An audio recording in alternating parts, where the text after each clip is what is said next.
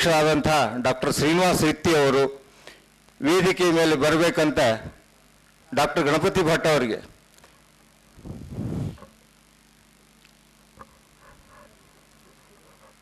ವೆಂಕಟರಾಯರ ರಾಷ್ಟ್ರೀಯ ಸ್ಮಾರಕ ಟ್ರಸ್ಟ್ ಪ್ರಾರಂಭ ಆಗಿ ಈಗ ಸುಮಾರು 8 ವರ್ಷ ಆಗ್ತಾ ಇದೆ.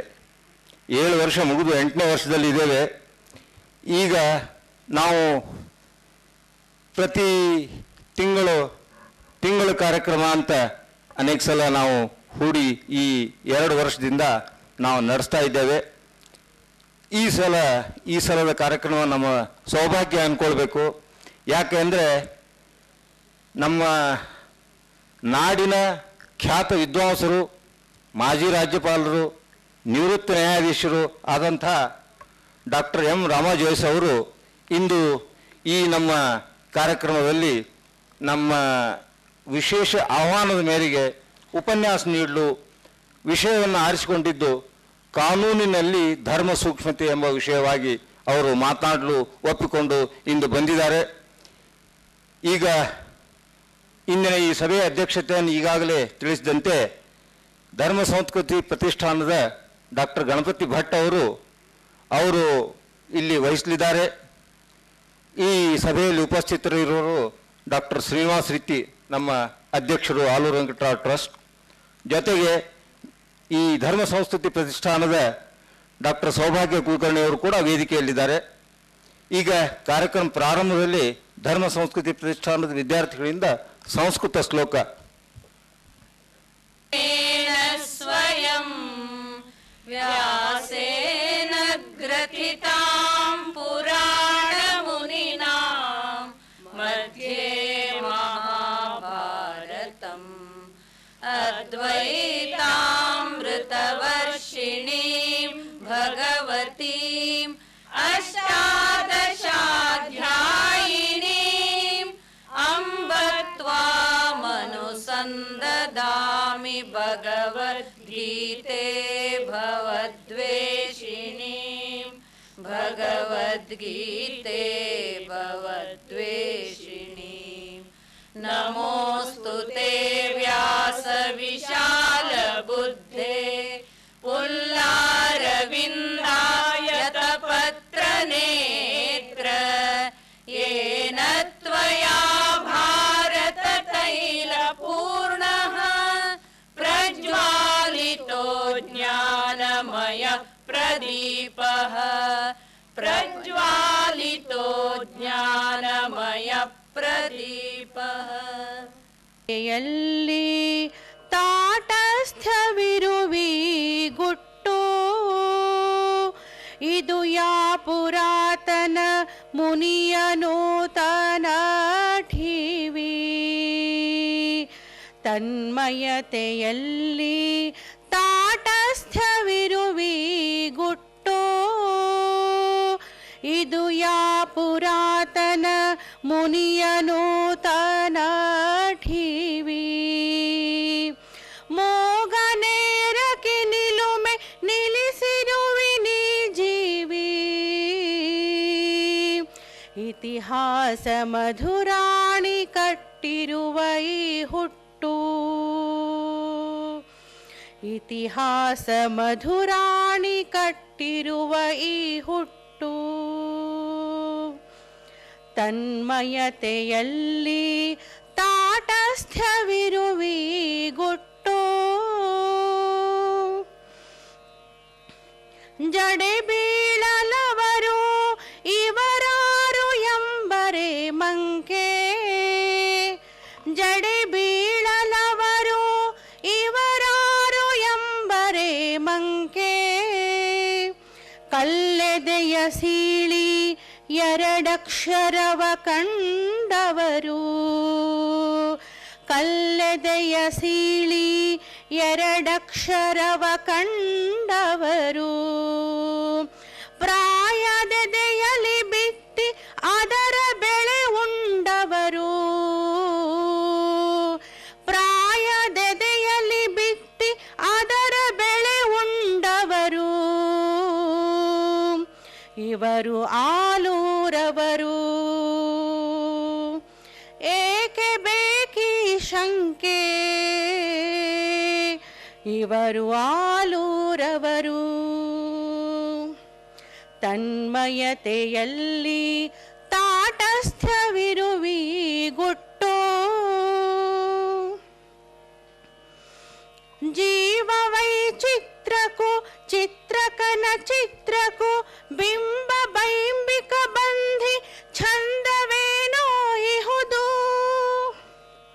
ಹಣೆಯ ಗೆರೆ ಕೂದಲೆಳೆ ಕಳಿತ ಕಳೆ ಪಾತ್ರಕ್ಕೂ ಹಣೆಯ ಗೆರೆ ಕೂದಲೆಳೆ ಕಳಿತ ಕಳೆ ಪಾತ್ರಕ್ಕೂ ಕಲೆಯ ಸೂತ್ರನು ವರ್ತಿತ್ವದಂದವಾತಹುದು.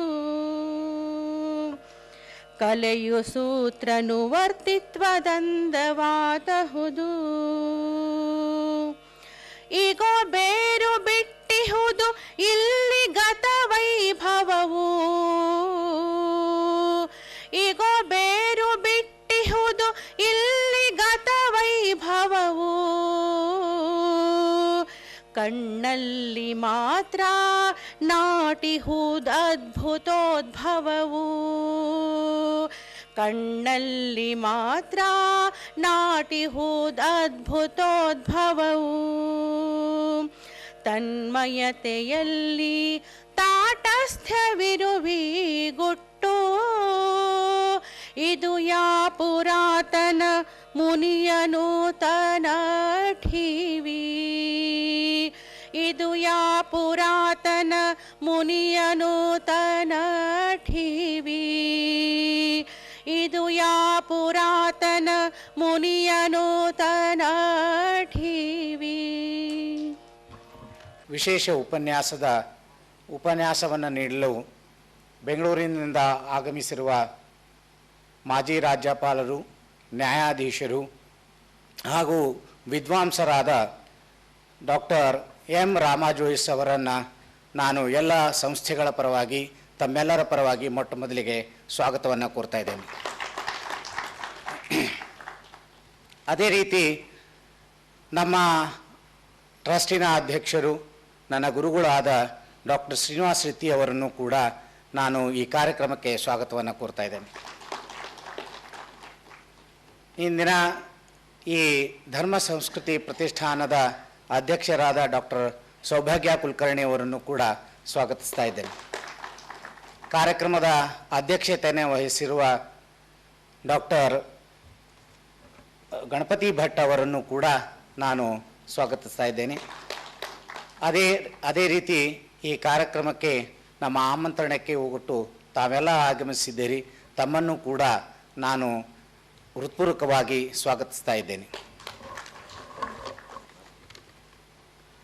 ಡಾಕ್ಟರ್ ರಾಮಾ ಜೋಯಿಸ್ ಅವರು 1931ರಲ್ಲಿ ಶಿವಮೊಗ್ಗದ ಅರ್ಗಾ ಗ್ರಾಮದಲ್ಲಿ ನರಸಿಂಹ ಮತ್ತು ಲಕ್ಷ್ಮೀ ದೇವಮ್ಮ ಅವರ ಪುತ್ರರಾಗಿ ಜನಿಸಿದ ಇವರು 1977ರವರೆಗೆ ಬೆಂಗಳೂರಿನಲ್ಲಿ ತಮ್ಮ ಉನ್ನತ ವ್ಯಾಸಂಗಗಳನ್ನು ಮಾಡಿದರು.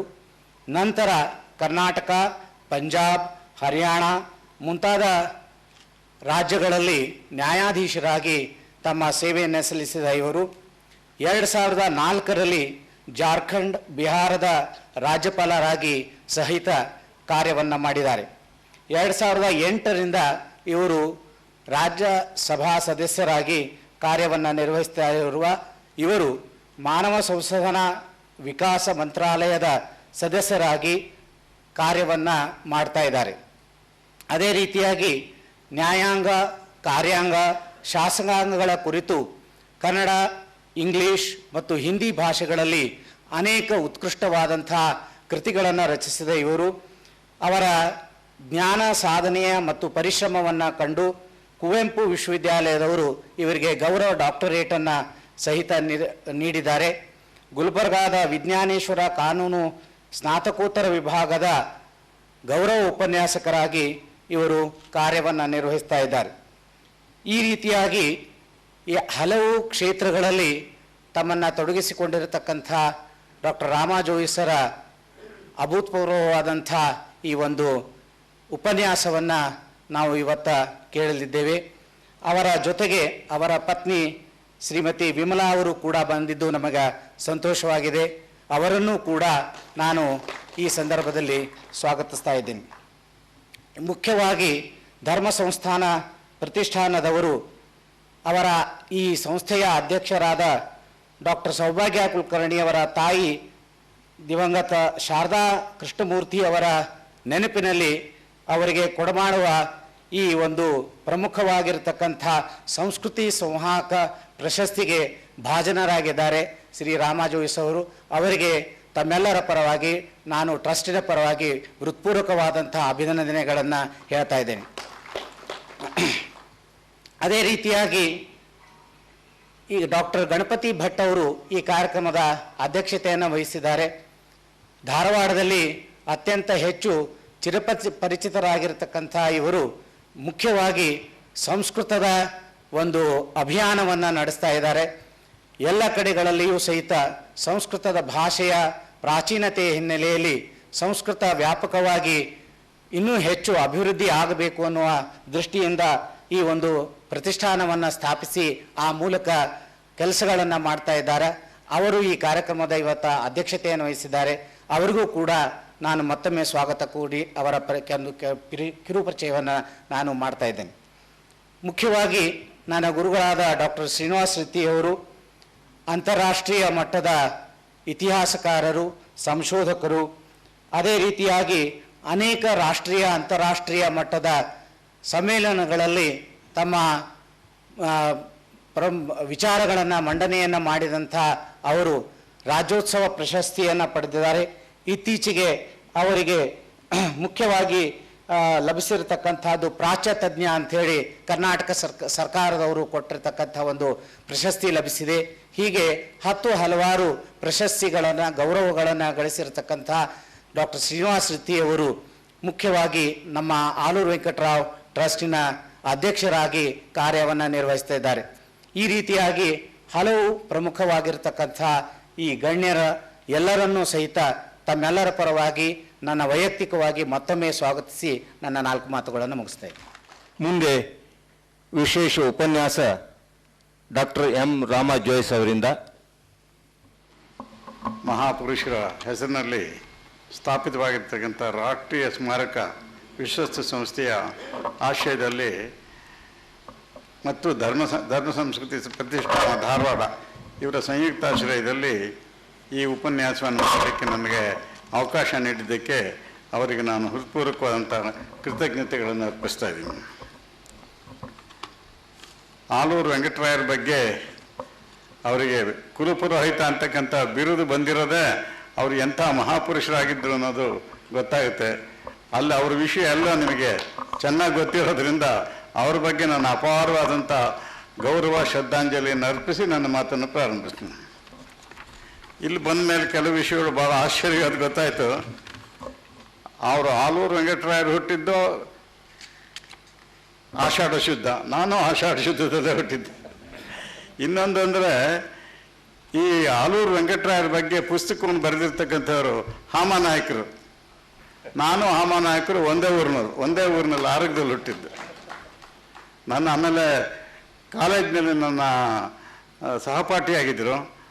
ಗುಲ್ಬರ್ಗಾ ಯೂನಿವರ್ಸಿಟಿನಲ್ಲಿ ವೈಸ್ ಚಾನ್ಸಲರ್ ಆಗಿದ್ದರು ಮತ್ತು ಕನ್ನಡ ಸಾಹಿತಿಗಳಲ್ಲಿ ಮತ್ತು ನೇರ ನುಡಿಗಳಿಗೆ ಅತ್ಯಂತ ಪ್ರಖ್ಯಾತವಾದಂಥ ಹಾಮಾನಾಯಕರು ಆಲೂರು ವೆಂಕಟರಾಯರ ಬಗ್ಗೆ ಬರೆದಿದ್ದಾರೆ ಅಂದರೆ ಇನ್ನು ಮತ್ತೆ ಬೇರೆ ಹೇಳಬೇಕಾದ್ದೇ ಇಲ್ಲ. ಅವ್ರ ಬಗ್ಗೆ ಬರೆದಿದ್ದಾರೆ ಅಂದರೆ ಅದೇ ಒಂದು ದೊಡ್ಡ ಪ್ರಶಸ್ತಿ. ಇವತ್ತಿನ ದಿವಸ ನಮಗೆ ಕೊಟ್ಟಿರ್ತಕ್ಕಂಥ ವಿಷಯ ಏನಿದೆ ನನಗೆ ಬಹಳ ಹತ್ತಿರದ ವಿಷಯವಾಗಿದೆ. ಸಂಸ್ಕೃತಿ, ಇದರಲ್ಲಿ ಧರ್ಮದ ಆಧಾರ ಹೇಗಿದೆ ಅಂತಕ್ಕಂಥ ವಿಚಾರದಲ್ಲಿ 1947ನೇ ಇಸ್ವಿಯಲ್ಲಿ ನಮಗೆ ಸ್ವತಂತ್ರ ಬಂತು. ಬ್ರಿಟಿಷರು ಹೊರಟೋದ್ರು. ಆದರೆ ಆಂಗ್ಲ ಮನೋಭಾವನೆ ದಾಸ್ಯಭಾತೆ ಹೋಗಲಿಲ್ಲ, ಇನ್ನೂ ಹೋಗಿಲ್ಲ. ನಾನು 58ನೇ ಇಸ್ವಿನಲ್ಲಿ ಲಾ ಪಾಸ್ ಮಾಡಿದೆ. ಸ್ವಾತಂತ್ರ್ಯ ಬಂದ 11 ವರ್ಷದ ನಂತರ ಕಾನೂನು ಡಿಗ್ರಿ ಪರೀಕ್ಷೆ ನಾನು ಪಾಸ್ ಮಾಡಿದೆ.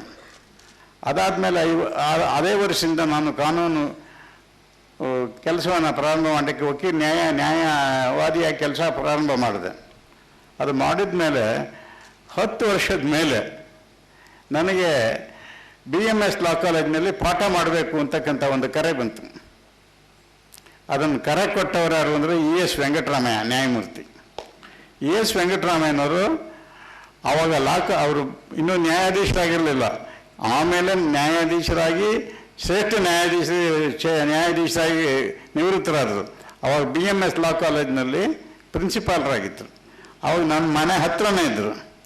ಅವರು ನನ್ನ ಕರೆದು, ಲಾಯರ್ ಆಗೋದು ದುಡ್ಡು ಮಾಡೋದು ಒಂದೇ ಅಲ್ಲ ಕೆಲಸ, ಲಾಯರ್ ಆದಮೇಲೆ ನಿಮ್ಮ ಕರ್ತವ್ಯ ಇದೆ ಅಂತಂದ್ರು.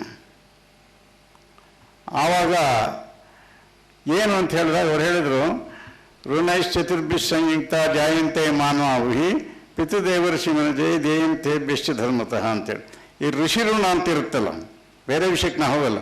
ಋಷಿ ಋಣ ಅಂದರೆ ನಮಗೆ ಜ್ಞಾನವನ್ನು ಕೊಟ್ಟಿರ್ತಾರೆ, ಆ ಜ್ಞಾನವನ್ನು ಅಭಿವೃದ್ಧಿಪಡಿಸಿ ಸಂಶೋಧನೆ ಮಾಡಿ ಮುಂದಿನ ಪೀಳಿಗೆ ಕೊಡ್ತಕ್ಕಂಥ ಇದೆಯಲ್ಲ, ಅದು ಪ್ರತಿಯೊಬ್ಬ ಮನುಷ್ಯನ ಕರ್ತವ್ಯ ಅಂತ. ಆವಾಗ ಅವ್ರು ಹೇಳಿದರು, ನೀನು ಲಾ ಮಾಡಿದೀಯಾ, ಲಾ ಮಾಡಿ ಲಾಯರ್ ಆಗಿ ಸಂಪಾದನೆ ಮಾಡ್ತಾ ಇದೆಯಾ, ಅದು ನಿಮ್ಮ ಸ್ವಂತಕ್ಕಾಯಿತು, ಆದರೆ ಸಮಾಜಕ್ಕೇನು? ಆದ್ದರಿಂದ ನೀನು ಈ ಕಾನೂನು ಮಕ್ಕಳಿಗೆ ಮುಂದಿನ ಪೀಳಿಗೆಗೆ ಪ್ರದಾನ ಮಾಡ್ತಕ್ಕಂಥ ಕೆಲಸ ಮಾಡಬೇಕು. ಆದ್ದರಿಂದ BMS ಕಾಲೇಜಿನಲ್ಲಿ ಬಂದು ಪಾಠ ಮಾಡು ಅಂತ ಹೇಳಿದ್ರು. ಅದು ಹೇಳಿದ ಮೇಲೆ ವೆಂಕಟರಾಮಯ್ಯನವರು ಮಾರ್ಗದರ್ಶನ ಮಾಡಿದ ಮೇಲೆ ನಾನು BMS ಲಾ ಕಾಲೇಜಿನಲ್ಲಿ ಪ್ರೊಫೆಸರ್ ಆಗಿರೋದಕ್ಕೆ ಒಪ್ಕೊಂಡೆ. ನಮ್ಮನೆಯಿಂದ 10 ಕಿಲೋಮೀಟರ್ ದೂರ ಇತ್ತು. ಆದರೂ ಅವ್ರು ಕರ್ತವ್ಯ ಅಂದಮೇಲೆ ಅದು ನನ್ನ ಮನಸ್ಸಿಗೆ ಬಹಳ ಹಿಡಿಸ್ತು. ಅದು ಮಾಡೋಣ ಅಂತ ಒಪ್ಕೊಂಡೆ. ಹೋದ್ಮೇಲೆ ಅಲ್ಲಿ ನನಗೆ ವಿಷಯ ಏನು, ನಾವು ನೋಡಿ ಆಗಲೇ ಹೇಳಿ 47 ಇಸ್ವಿಯಲ್ಲಿ ಸ್ವತಂತ್ರ ಬಂದರು, 58 ಲಾ ಪಾಸ್ ಮಾಡಿದ್ರು. ಲಾ ಕಾಲೇಜ್ನಲ್ಲಿ ನಾವು ಓದಿದ್ದೇನು, ರೋಮನ್ ಲಾ. ನಿಜವಾಗಿ ಸ್ವತಂತ್ರ ಬಂದ ದಿವಸದಿಂದ ಕಿತ್ತಾಕ್ಬೇಕಿತ್ತು, ಅದನ್ನು ಮಾಡಲಿಲ್ಲ. ಅಲ್ಲಿವರೆಗೆ ನಾನು ಲಾ ಪಾಸ್ ಮಾಡಿದ್ದು ರೋಮನ್ ಲಾನಲ್ಲಿ. ಅಲ್ಲಿ BMS ಲಾ ಕಾಲೇಜ್ ಅಂದಾಗ ಏನು ಹೇಳಿದ್ರು, ವೆಂಕಟರಾಮಯ್ಯನವರು legal and constitutional of history, ನಮ್ಮ ದೇಶದ ಕಾನೂನಿನ ಬಗ್ಗೆ ಪಾಠ ಮಾಡು ಅಂದರು. ನಾನು ಅವಾಗ ನಮ್ಮ ದೇಶಕ್ಕೆ ಕಾನೂನು ಎಲ್ಲಿದೆ, ಕಾನೂನೇ ಇಲ್ವಲ್ಲ, ನಾನೇನು ಪಾಠ ಮಾಡಲಿ? ಹಾಗೆ ಹೇಳಿದಾಗ ನಾವು ವೆಂಕಟರಾಮಯ್ಯನವರು ಹೇಳಿದರು, ಇಡೀ ಪ್ರಪಂಚದಲ್ಲಿ ಅತ್ಯಂತ ಶ್ರೇಷ್ಠವಾದ ಕಾನೂನು ವ್ಯವಸ್ಥೆ ಜೂರಿಸ್ಪ್ರೂಡೆನ್ಸ್ ನ್ಯಾಯಶಾಸ್ತ್ರ ಇರೋದು ನಮ್ಮ ದೇಶದಲ್ಲಿ. ಆದರೆ ಇಂಗ್ಲೀಷ್ನವ್ರಿಗೆ ಬಂದಾಗಿಂತ ಮೆಕಾಲೆ ಎಜುಕೇಷನ್ ಪ್ರಕಾರ ನಮಗೆಲ್ಲ ರೋಮನ್ ಲಾ, ಇಂಗ್ಲೀಷ್ ಲಾ ಇದನ್ನೇ ಹೇಳಿಕೊಟ್ರು. ಈಗ ಇದನ್ನು ಒಂದು ಅದೃಷ್ಟವಶಾತ್ ಅಂದರೆ ಬಾರ್ ಕೌನ್ಸಿಲ್ ಆಫ್ ಇಂಡಿಯಾ ಅವ್ರ ಕೈನಲ್ಲಿರೋದು ಲಾ ಎಜುಕೇಷನ್. ಅವರೇನು ಮಾಡಿದ್ರು, ಅದು ಯಾವ ಪುಣ್ಯಾತ್ಮ ಚೇರ್ಮನ್ ಆಗಿದ್ರು ಆ ಟೈಮ್ನಲ್ಲಿ, ಇನ್ನು ಮುಂದೆ ರೋಮನ್ ಲಾ ಬೇಕಾಗಿಲ್ಲ, ಆ ಜಾಗದಲ್ಲಿ ನಮ್ಮ ಭಾರತೀಯ ಕಾನೂನು ಪದ್ಧತಿನ ನಾವು ಮಕ್ಕಳಿಗೆ ಹೇಳ್ಕೊಡ್ಬೇಕು ಅಂತಕ್ಕಂಥ ವಿಷಯ ಅಂತಂದಿದ್ದು. ನಿಜವಾಗ್ಲೂ ಕೂಡ ಆ ಬಾರ್ ಕೌನ್ಸಿಲ್ನವರು ಆ ಕೆಲಸ ಮಾಡಿದ್ದಕ್ಕೆ ನಾವು ಎಲ್ಲರೂ ಕೂಡ ಅವರಿಗೆ ಕೃತಜ್ಞರಾಗಿರಬೇಕು. ಆ ಸಂದರ್ಭದಲ್ಲಿ ಆ ES ವೆಂಕಟರಾಮಯ್ಯನವರು ಹೇಳಿದ ಆದೇಶದ ಪ್ರಕಾರ ಅಲ್ಲಿ ಪಾಠ ಮಾಡಲಿಕ್ಕೆ ಶುರು ಮಾಡಿದೆ. ಆವಾಗ ಅವ್ರು ಹೇಳಿದೆ, ನಮ್ಮ ಕಾನೂನು ಎಲ್ಲಿದೆ ಹೇಳಿ, ನಾನು ಏನು ಹೇಳ್ಕೊಡ್ಲಿ ಅಂದಾಗ ಅವ್ರು ಹೇಳಿದ್ರು, ಎಲ್ಲ ಧರ್ಮಶಾಸ್ತ್ರಗಳಲ್ಲಿದೆ. ಧರ್ಮಶಾಸ್ತ್ರ ಅಂತ ತಕ್ಷಣ ಅನೇಕರು ಅದು ತಪ್ಪರ್ಥ ಮಾಡ್ಕೋತಾರೆ. ಎಲ್ಲ ನಮ್ಮ ಕಾನೂನು ಪದ್ಧತಿ ಧರ್ಮಶಾಸ್ತ್ರದಲ್ಲಿದೆ, ಸ್ಮೃತಿಗಳಿದೆ, ಮಹಾಭಾರತ ಶಾಂತಿ ಪರ್ವ ಇದೆ, ರಾಮಾಯಣ ಇದೆ, ಕೌಟಿಲ್ಯನ ಅರ್ಥಶಾಸ್ತ್ರ ಇದೆ, ಇನ್ನು ಬೇಕಾದಷ್ಟು ಪುಸ್ತಕಗಳು, ದಾಖಲೆಗಳು, ಗ್ರಂಥಗಳಿದೆ. ಅವುಗಳಿಂದ ಸಂಗ್ರಹ ಮಾಡಬೇಕು. ಆವಾಗ ಅವ್ರು ಹೇಳಿದರು, ಟೆಕ್ಸ್ಟ್ ಇದೆ, ಬುಕ್ ಇಲ್ಲ ಅಂದರು. ಹಾಗಾದ್ರೆ ಏನು ಮಾಡಬೇಕು ಅಂದ್ರೆ, ನೀನೇ ಒಂದು ಬರೀ ಟೆಕ್ಸ್ಟ್ ಬುಕ್ ಅಂತ ನೋಡಿ. ಅವರು ಒಂದು ಸತಿ ಒಬ್ಬ ಮನುಷ್ಯನ ಜೀವನದಲ್ಲಿ ಏನಾದರೂ ಒಂದು ಒಳ್ಳೆಯ ಕೆಲಸ ಆಗಬೇಕಾದ್ರೆ ಈ ಥರ ಯಾವುದಾದ್ರು ಒಂದು ಸ್ಟಾರ್ಟಿಂಗ್ ಪಾಯಿಂಟ್ ಅಥವಾ ಮಾರ್ಗದರ್ಶನ ಬರಬೇಕಿತ್ತು. ಆ ವೆಂಕಟರಾಮಯ್ಯನವರು ಅವರು ಮಹಾವಿದ್ವಾಂಸರು.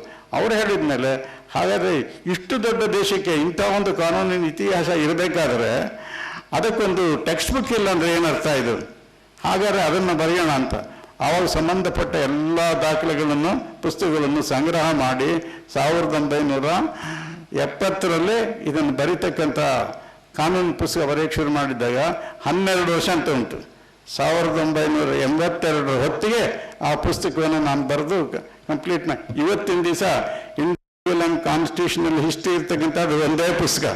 ಎಲ್ಲ ನಮ್ಮ ಸಂಸ್ಕೃತ ಶ್ಲೋಕಗಳು ಇದರ ಆಧಾರದ ಮೇಲೆ ಆ ಪುಸ್ತಕ ಇದೆ.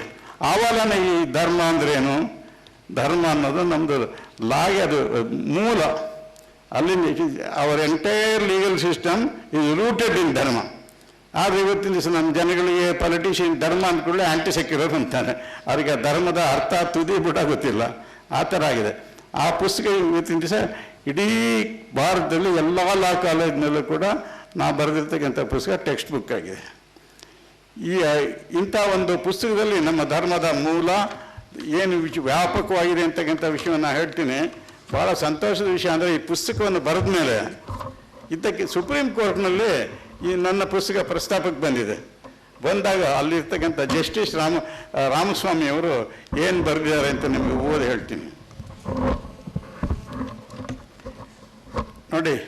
Justice K. Ramaswamy, speaking for the Supreme Court of India, has expressed the view on dharma in its judgment in the case of A.S. Narayan Dixit versus State of Andhra Pradesh, 1996, 9 SCC 548. Relevant portion reads, ನೋಡಿ, the concept of dharma has been explained by Justice Ramajay in his Legal and Constitutional History of India, quoting the following verse from Mahabharata, Dharana dharma ityahu dharmo dharayate praja yatsha dharana sanyuktam sadharma iti nishchaya. Dharma sustains the society, dharma maintains the social order, dharma ensures well-being and progress of humanity. Dharma is surely that which fulfills these objectives. Dharma embraces every type of righteous conduct, covering every aspect of life. The essential for subsistence of welfare and the individual of society. Last ನೋಡಿ ಎಷ್ಟು ಚೆನ್ನಾಗಿ ಹೇಳಿದ ಅಂದರೆ, the word dharma or Hindu dharma denotes upholding, supporting, nourishing that which upholds, nourishes or supports the stability of society, maintaining social order and general well-being and progress of mankind. Whatever conduces to the fulfillment of this object is dharma, it is Hindu dharma. This is certificate ನನ್ನ ಪುಸ್ತಕದ ಮೇಲೆ supreme court judge ರಾಮಸ್ವಾಮಿಯವರು ಬರೆದಿರೋದು. ಇದಾದ ಮೇಲೆ ನಾವು ಬರೆದಿರ್ತಕ್ಕಂಥ ಪುಸ್ತಕ ಇವತ್ತಿನ ಎಲ್ಲ law ಕಾಲೇಜಿನಲ್ಲಿ ಕೂಡ ಪಠ್ಯಪುಸ್ತಕವಾಗಿದೆ. And thousands of students are now studying. That is after 85 ನಾನು ಪುಸ್ತಕ ಬರೆದ ಮೇಲೆ. ಅಲ್ಲಿವರೆಗೆ ನಾವು ರೋಮನ್ ಲಾ ಕೂತ್ಕೊಂಡಿರಿ. ಎಂಥ ಒಂದು ದುರದೃಷ್ಟ ಸಂಗತಿ ಸ್ವತಂತ್ರ ಭಾರತದಲ್ಲಿ ಆಗಿರ್ತಕ್ಕಂಥದ್ದು. ಈಗ ಈ ಧರ್ಮದ ಬಗ್ಗೆ ಇವತ್ತಿನ ವಿಷಯದ ಬಗ್ಗೆ ಕೆಲವು ವಿಷಯಗಳನ್ನು ನಿಮ್ಮ ಗಮನಕ್ಕೆ ತರಕ್ಕೆ ಪ್ರಯತ್ನ ಮಾಡ್ತೀನಿ. ಧರ್ಮವನ್ನು ವಿಚಾರ ಹೇಗೆ ಹುಟ್ಟಿತು ಧರ್ಮ? ನಮ್ಮ ಮಹಾಮೇಧಾವಿಗಳು, ನಮ್ಮ ಪೂರ್ವಜರು, ಅವರು ಈ ಮನುಷ್ಯನಲ್ಲಿ ಏನಾದ್ರು ಒಂದು ಕೆಲಸ ಮಾಡ್ಲೇ ಇರ್ತಾನೆ. ಒಳ್ಳೆಯದೋ ಕೆಟ್ಟದೋ, ಅಥವಾ ಮನಸ್ಸಿನಲ್ಲಿ ಒಳ್ಳೆಯ ಯೋಚನೆನೋ ಕೆಟ್ಟ ಯೋಚನೆ ಏನಾದ್ರು ಒಂದು ಬರ್ತಲೇ ಇರುತ್ತೆ. ಅದಕ್ಕೆ ಅವ್ರು ಹೇಳ್ದು, ಅಕಾಮಸ್ಯ ಕ್ರಿಯಾ ಕಾಚಿ ದೃಶ್ಯತೆ ನೇಹ ಕರ್ಷಿ ತದ್ದಿತ್ ಕ್ರೀತೆ ನಿಶ್ಚಯಂ ತತ್ತತ್ ಕಾಮಾಯ ಚೇಷ್ಟಿತಂ. There is no act of human being which is free from desire. Whatever a man does is the result of the impulse of desire. ಇದು ಮನುಸ್ಮೃತಿನಲ್ಲಿ. പക്ഷേ ನಾನು ನೋಡಿದಾಗ ಮನುಸ್ಮೃತಿ ಬಗ್ಗೆ ಅನೇಕ ಟೀಕೆಗಳೆಲ್ಲ ಬಂದಿದೆ. ಬಟ್ ನಾನು ಈ 12 ವರ್ಷ ಕಾಲ ಓದಿದ ಮೇಲೆ ಮನುಸ್ಮೃತಿ ಎಷ್ಟು ಜ್ಞಾನವನ್ನು ಕೊಡ್ತಕ್ಕಂಥ ಗ್ರಂಥ ಇನ್ನೊಂದಿಲ್ಲ ಅಂತ ಹೇಳಿದ್ರೆ ತಪ್ಪಾಗಲಿಕ್ಕಿದೆ. ಎಲ್ಲ ಅದರಲ್ಲಿದೆ. ಆ ಇದರಲ್ಲಿ ಅವನು ಹೇಳಿದಂದರೆ, ಮನುಷ್ಯ ಏನೊಂದ ಮಾಡಬೇಕಾದ್ರೆ ಅದ್ರ ಹಿಂದ್ಗಡೆ ಡಿಸೈರ್ ಇರುತ್ತೆ. If there is good desire, he will become do good things or even talking good things. If there is bad desire, then he will act badly. Therefore, ಅವ್ರು ಹೇಳಿದ್ರು, ಈ ಪ್ರತಿಯೊಂದು ವಿಷಯದಲ್ಲೂ ಕೂಡ ಆ ಡಿಸೈರನ್ನು ಕಂಟ್ರೋಲ್ ಮಾಡೋದೇ ಆ ಡಿಸೈರನ್ನು ಕಂಟ್ರೋಲ್ ಮಾಡೋದೇ ಧರ್ಮ ಅಂತ ಕಂಡಿದ್ದು. ಈ ಧರ್ಮ ಅಂತಕ್ಕಂಥದ್ದನ್ನು ಕಂಡಿದ್ದು ಜಾತಿ ಅಲ್ಲ, ಮತ ಅಲ್ಲ. ಅನೇಕ ಜನರು ತಪ್ಪು ಅರ್ಥ ಮಾಡ್ಕೊಂಡಿರುವಾಗೆ ಅದೆಲ್ಲ ಧರ್ಮ ಅಂದರೆ ಕೋಡ್ ಆಫ್ ಕಾಂಡಕ್ಟ್. ಈ ಪುಸ್ತಕದಲ್ಲಿ ನಾನು ಬರೆದೇನೆ, ಧರ್ಮ is A code of conduct, religion is A mode of worship. ದೇವರನ್ನು ನಂಬ್ತಕ್ಕಂಥವ್ರು ಪರಮಾತ್ಮನ ನಾನಾ ರೀತಿಯಲ್ಲಿ ಪೂಜೆ ಮಾಡೋರು, ಅವ್ರ ಇಷ್ಟ. ನಂಬದೇ ಇರೋರು ಇರ್ಬೋದು, ಆದರೆ ಧರ್ಮಕ್ಕೆ ಯಾರು ಹೊರತಲ್ಲ. Dharma is applicable to all human beings. ಆ ರೀತಿಯಲ್ಲಿ ಯಾಕೆಂದರೆ ಆ ಡಿಸೈರನ್ನು ಕಂಟ್ರೋಲ್ ಮಾಡೋಕ್ಕೋಸ್ಕರ ಇದನ್ನು ಮಾಡಿದ್ರು. ಆಮೇಲೆ ಇದೆಯಲ್ಲ, 6 ಕಾಮ, ಕ್ರೋಧ, ಲೋಭ, ಮೋಹ, ಮದ, ಮಾತ್ಸರ್ಯ ಅಂತಕ್ಕಂಥ ಈ ಅರಿಷಡ್ವರ್ಗ. ಈ ಅರಿಷಡ್ವರ್ಗಗಳು ಪ್ರತಿಯೊಬ್ಬ ಮನುಷ್ಯನಲ್ಲೂ ಜನ್ಮತಃ ಬರುತ್ತೆ. ಅದರಲ್ಲಿ ಯಾವುದಾದ್ರು ಒಂದು ಪ್ರವೃತ್ತಿಯಿಂದ ಅವನು ತಪ್ಪು ಮಾಡ್ತಾನೆ, ಅದನ್ನು ಮಾಡದೆ ಹೋದರೆ ಸರಿಯಾಗಿರ್ತಾನೆ. ಅಂದರೆ ಈ ಕಾಮ, ಕ್ರೋಧ, ಲೋಭ, ಮೋಹ, ಮದ, ಮಾತ್ಸರ್ಯಗಳನ್ನು ನಿಯಂತ್ರಣ ಮಾಡ್ತಕ್ಕಂಥ ಶಕ್ತಿಯೇ ಧರ್ಮ. ಅದನ್ನು ಧರ್ಮದ ನಿಯಮಗಳನ್ನು ಹಾಕಿ ಇದನ್ನು ಅನುಸರಿಸಿ ನೀವು ಈ ಅರಿಷಡ್ವರ್ಗಗಳನ್ನು ಗೆಲ್ಬೋದು. ಇಲ್ಲದೇ ಅರಿಷಡ್ವರ್ಗಗಳಿಗೆ ಬಲಿಯಾಗಿ ನೀವು ತಪ್ಪು ಮಾಡ್ತೀರಿ, ಜೀವನದಲ್ಲಿ ದುಃಖ ಅನುಭವಿಸಬೇಕಾಗತ್ತೆ ಅಂತಕ್ಕಂಥದ್ದನ್ನು ನಮ್ಮ ಪೂರ್ವಜರು ಭಾಳ ಚೆನ್ನಾಗಿ ಹೇಳಿದರು. ಅದಕ್ಕೆ ಧರ್ಮಕ್ಕೆ ಹೈಯೆಸ್ಟ್ ಪೊಸಿಷನ್ ನೋಡಿ. ಜೂರಿಸ್ಪ್ರುಡೆನ್ಸಿಗೆ ಬಂದರೆ ಬಿಟ್ವೀನ್ ಫಾರಿನ್ ವೆಸ್ಟರ್ನ್ ಜೂರಿಸ್ಪ್ರುಡೆನ್ಸ್ ಅವರ ಜೂರಿಸ್ಪ್ರುಡೆನ್ಸ್ನಲ್ಲಿ ಅಲ್ಲಿ king can do no wrong, king is supreme. ನಮ್ಮಲ್ಲಿ king is penultimate, dharma is supreme, supremacy of dharma. ಆ ಧರ್ಮದ ಚೌಕಟ್ಟಿನೊಳಗೆ ರಾಜನಾಥರು ಪ್ರೈಮ್ ಮಿನಿಸ್ಟರ್ ಆಗಿರಲಿ ಯಾರೇ ಆಗಲಿ ಅವರು ಆ ಧರ್ಮದ ಚೌಕಟ್ಟಿನಲ್ಲೇ ಕೆಲಸ ಮಾಡ್ತಕ್ಕಂಥದ್ದಂತ ನಮ್ಮದು. ಅದಕ್ಕೆ ಹೇಳ್ತಾರೆ ತಸ್ಮಾತ್ ಧರ್ಮಂ ಪರಂ ನಾಸ್ತಿ, there is nothing in this world which is superior to dharma ಅಂತಕ್ಕಂಥ ಮಾತನ್ನು ಬೃಹದಾರಣ್ಯಕ ಉಪನಿಷತ್ನಲ್ಲಿ ಹೇಳ್ತಾರೆ. ಅದಕ್ಕೆ ಸರ್ವೇ ದಂಡಜಿತ ಲೋಕೋ ದುರ್ಲಭೋ ಶುಚಿರ್ನರಃ ದಂಡಸ್ಯ ಹಿ ಪಯಾತ್ ಸರ್ವೇ ಜಗದ್ವೇ ಭೋಗಾಯ ಕಲ್ಪತೆ. There is not even a single human being who is never commits any offence or mistake in the life. ಮಾಡೇ ಮಾಡ್ತಾನೆ. ಅದನ್ನು ನಿರ್ಣಯ ಮಾಡದೇ ಇರೋ ಹಾಗೆ ಅವನಿಗೆ ಪ್ರೇರಣೆ ಕೊಡ್ತಕ್ಕಂಥ ಒಂದು ಶಕ್ತಿಯೇ ಧರ್ಮ ಅಂತಕ್ಕಂಥದ್ದು. ಆ ರೀತಿಯಲ್ಲಿ ಧರ್ಮದಲ್ಲಿ ಎಲ್ಲ ವಿಷಯಗಳು ಧರ್ಮದಲ್ಲಿ ಬರುತ್ತೆ. ನಾವು ಸಾಮಾನ್ಯ ಕೇಳ್ತೇವೆ, ಏನ್ರಿ ನೀವು ಸರಿಯಾಗಿ ಓಡಾಡೋಕ್ಕಾಗಲ್ಲ ಅಂದರೆ ಏನು ಮಾಡಿದ್ರಿ ವಯೋಧರ್ಮ ಅಂದರೆ. ಜನಗಳು ಧರ್ಮ ಅಂದ್ಬಿಟ್ರೆ ಜಾತಿ ಮತ ಅಂತ ತಿಳ್ಕೊಂಡು ಆಗಲ್ಲ. ಒಂದು ವಸ್ತುವಿನ ಗುಣ, ಒಬ್ಬ ವ್ಯಕ್ತಿಯ ಗುಣ, ಅದೇ ಎಲ್ಲವೂ ಧರ್ಮವನ್ನು ಪ್ರವರ್ತನೆ. ಈ ನ್ಯಾಯ, ಒಂದು ಮೊಕದ್ದಮೆಯಲ್ಲಿ ಇವನ ಕಡೆ ನ್ಯಾಯ ಇದೆ ಅಂದರೆ ಧರ್ಮ ಆ ಕಡೆ ಇದೆ ಅಂತ.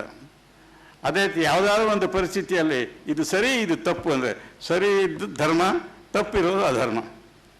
ಆ ರೀತಿಯಲ್ಲಿ ಧರ್ಮಕ್ಕೆ ವಿಶಾಲವಾದಂಥ ಅರ್ಥ ಇದೆ.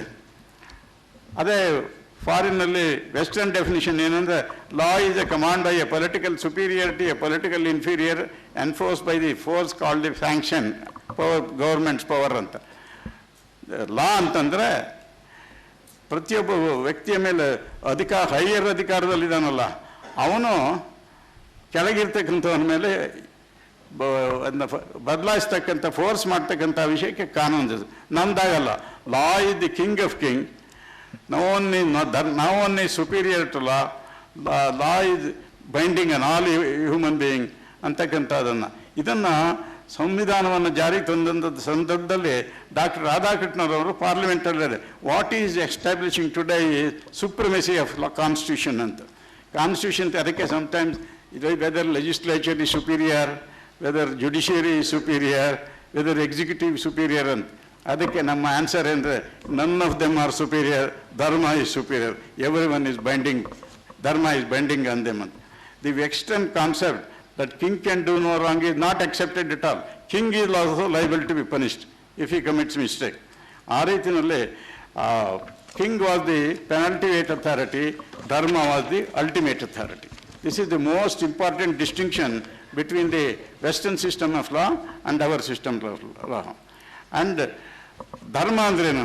ಸಾಮಾನ್ಯ ನಮ್ಮಲ್ಲಿ ಧರ್ಮ ಅಂದ್ಕೊಂಡು ಹಿಂದೂ ಧರ್ಮ, ಕ್ರಿಶ್ಚಿಯನ್ ಧರ್ಮ ಅಂದ್ಬಿಡು, ಅದು ಶುದ್ಧಾಂಗ ತಪ್ಪು.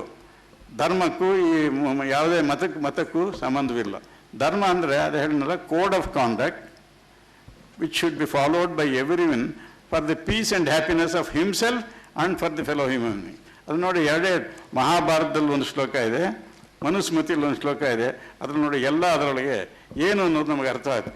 ಅಕ್ರೋಧ ಸತ್ಯವಚನಂ ಸಂವಿಭಾಗ ಕ್ಷಮಾಯತ ಪ್ರಜನಶ್ವೇಷು ಧಾರೇಶು ಶೌಚಂ ಅದ್ರೋಹ ಏವಚ ಆರ್ಜವಂ ಭೃತ್ಯಭರಣಂ ನವೈತೆ ಸಾರ್ವವರ್ಣಿಕ. ಸಾರ್ವವರ್ಣಿಕ ಎಲ್ಲ ವರ್ಣ ಇದೆಯಲ್ಲ, ವರ್ಣಗಳು ಬೇರೆ, ಅದು ಬೇರೆ ವಿಷಯ. ಆ ವರ್ಣ ವ್ಯವಸ್ಥೆಗೆ ನಾವು ಹೋಗೋದಿಲ್ಲ.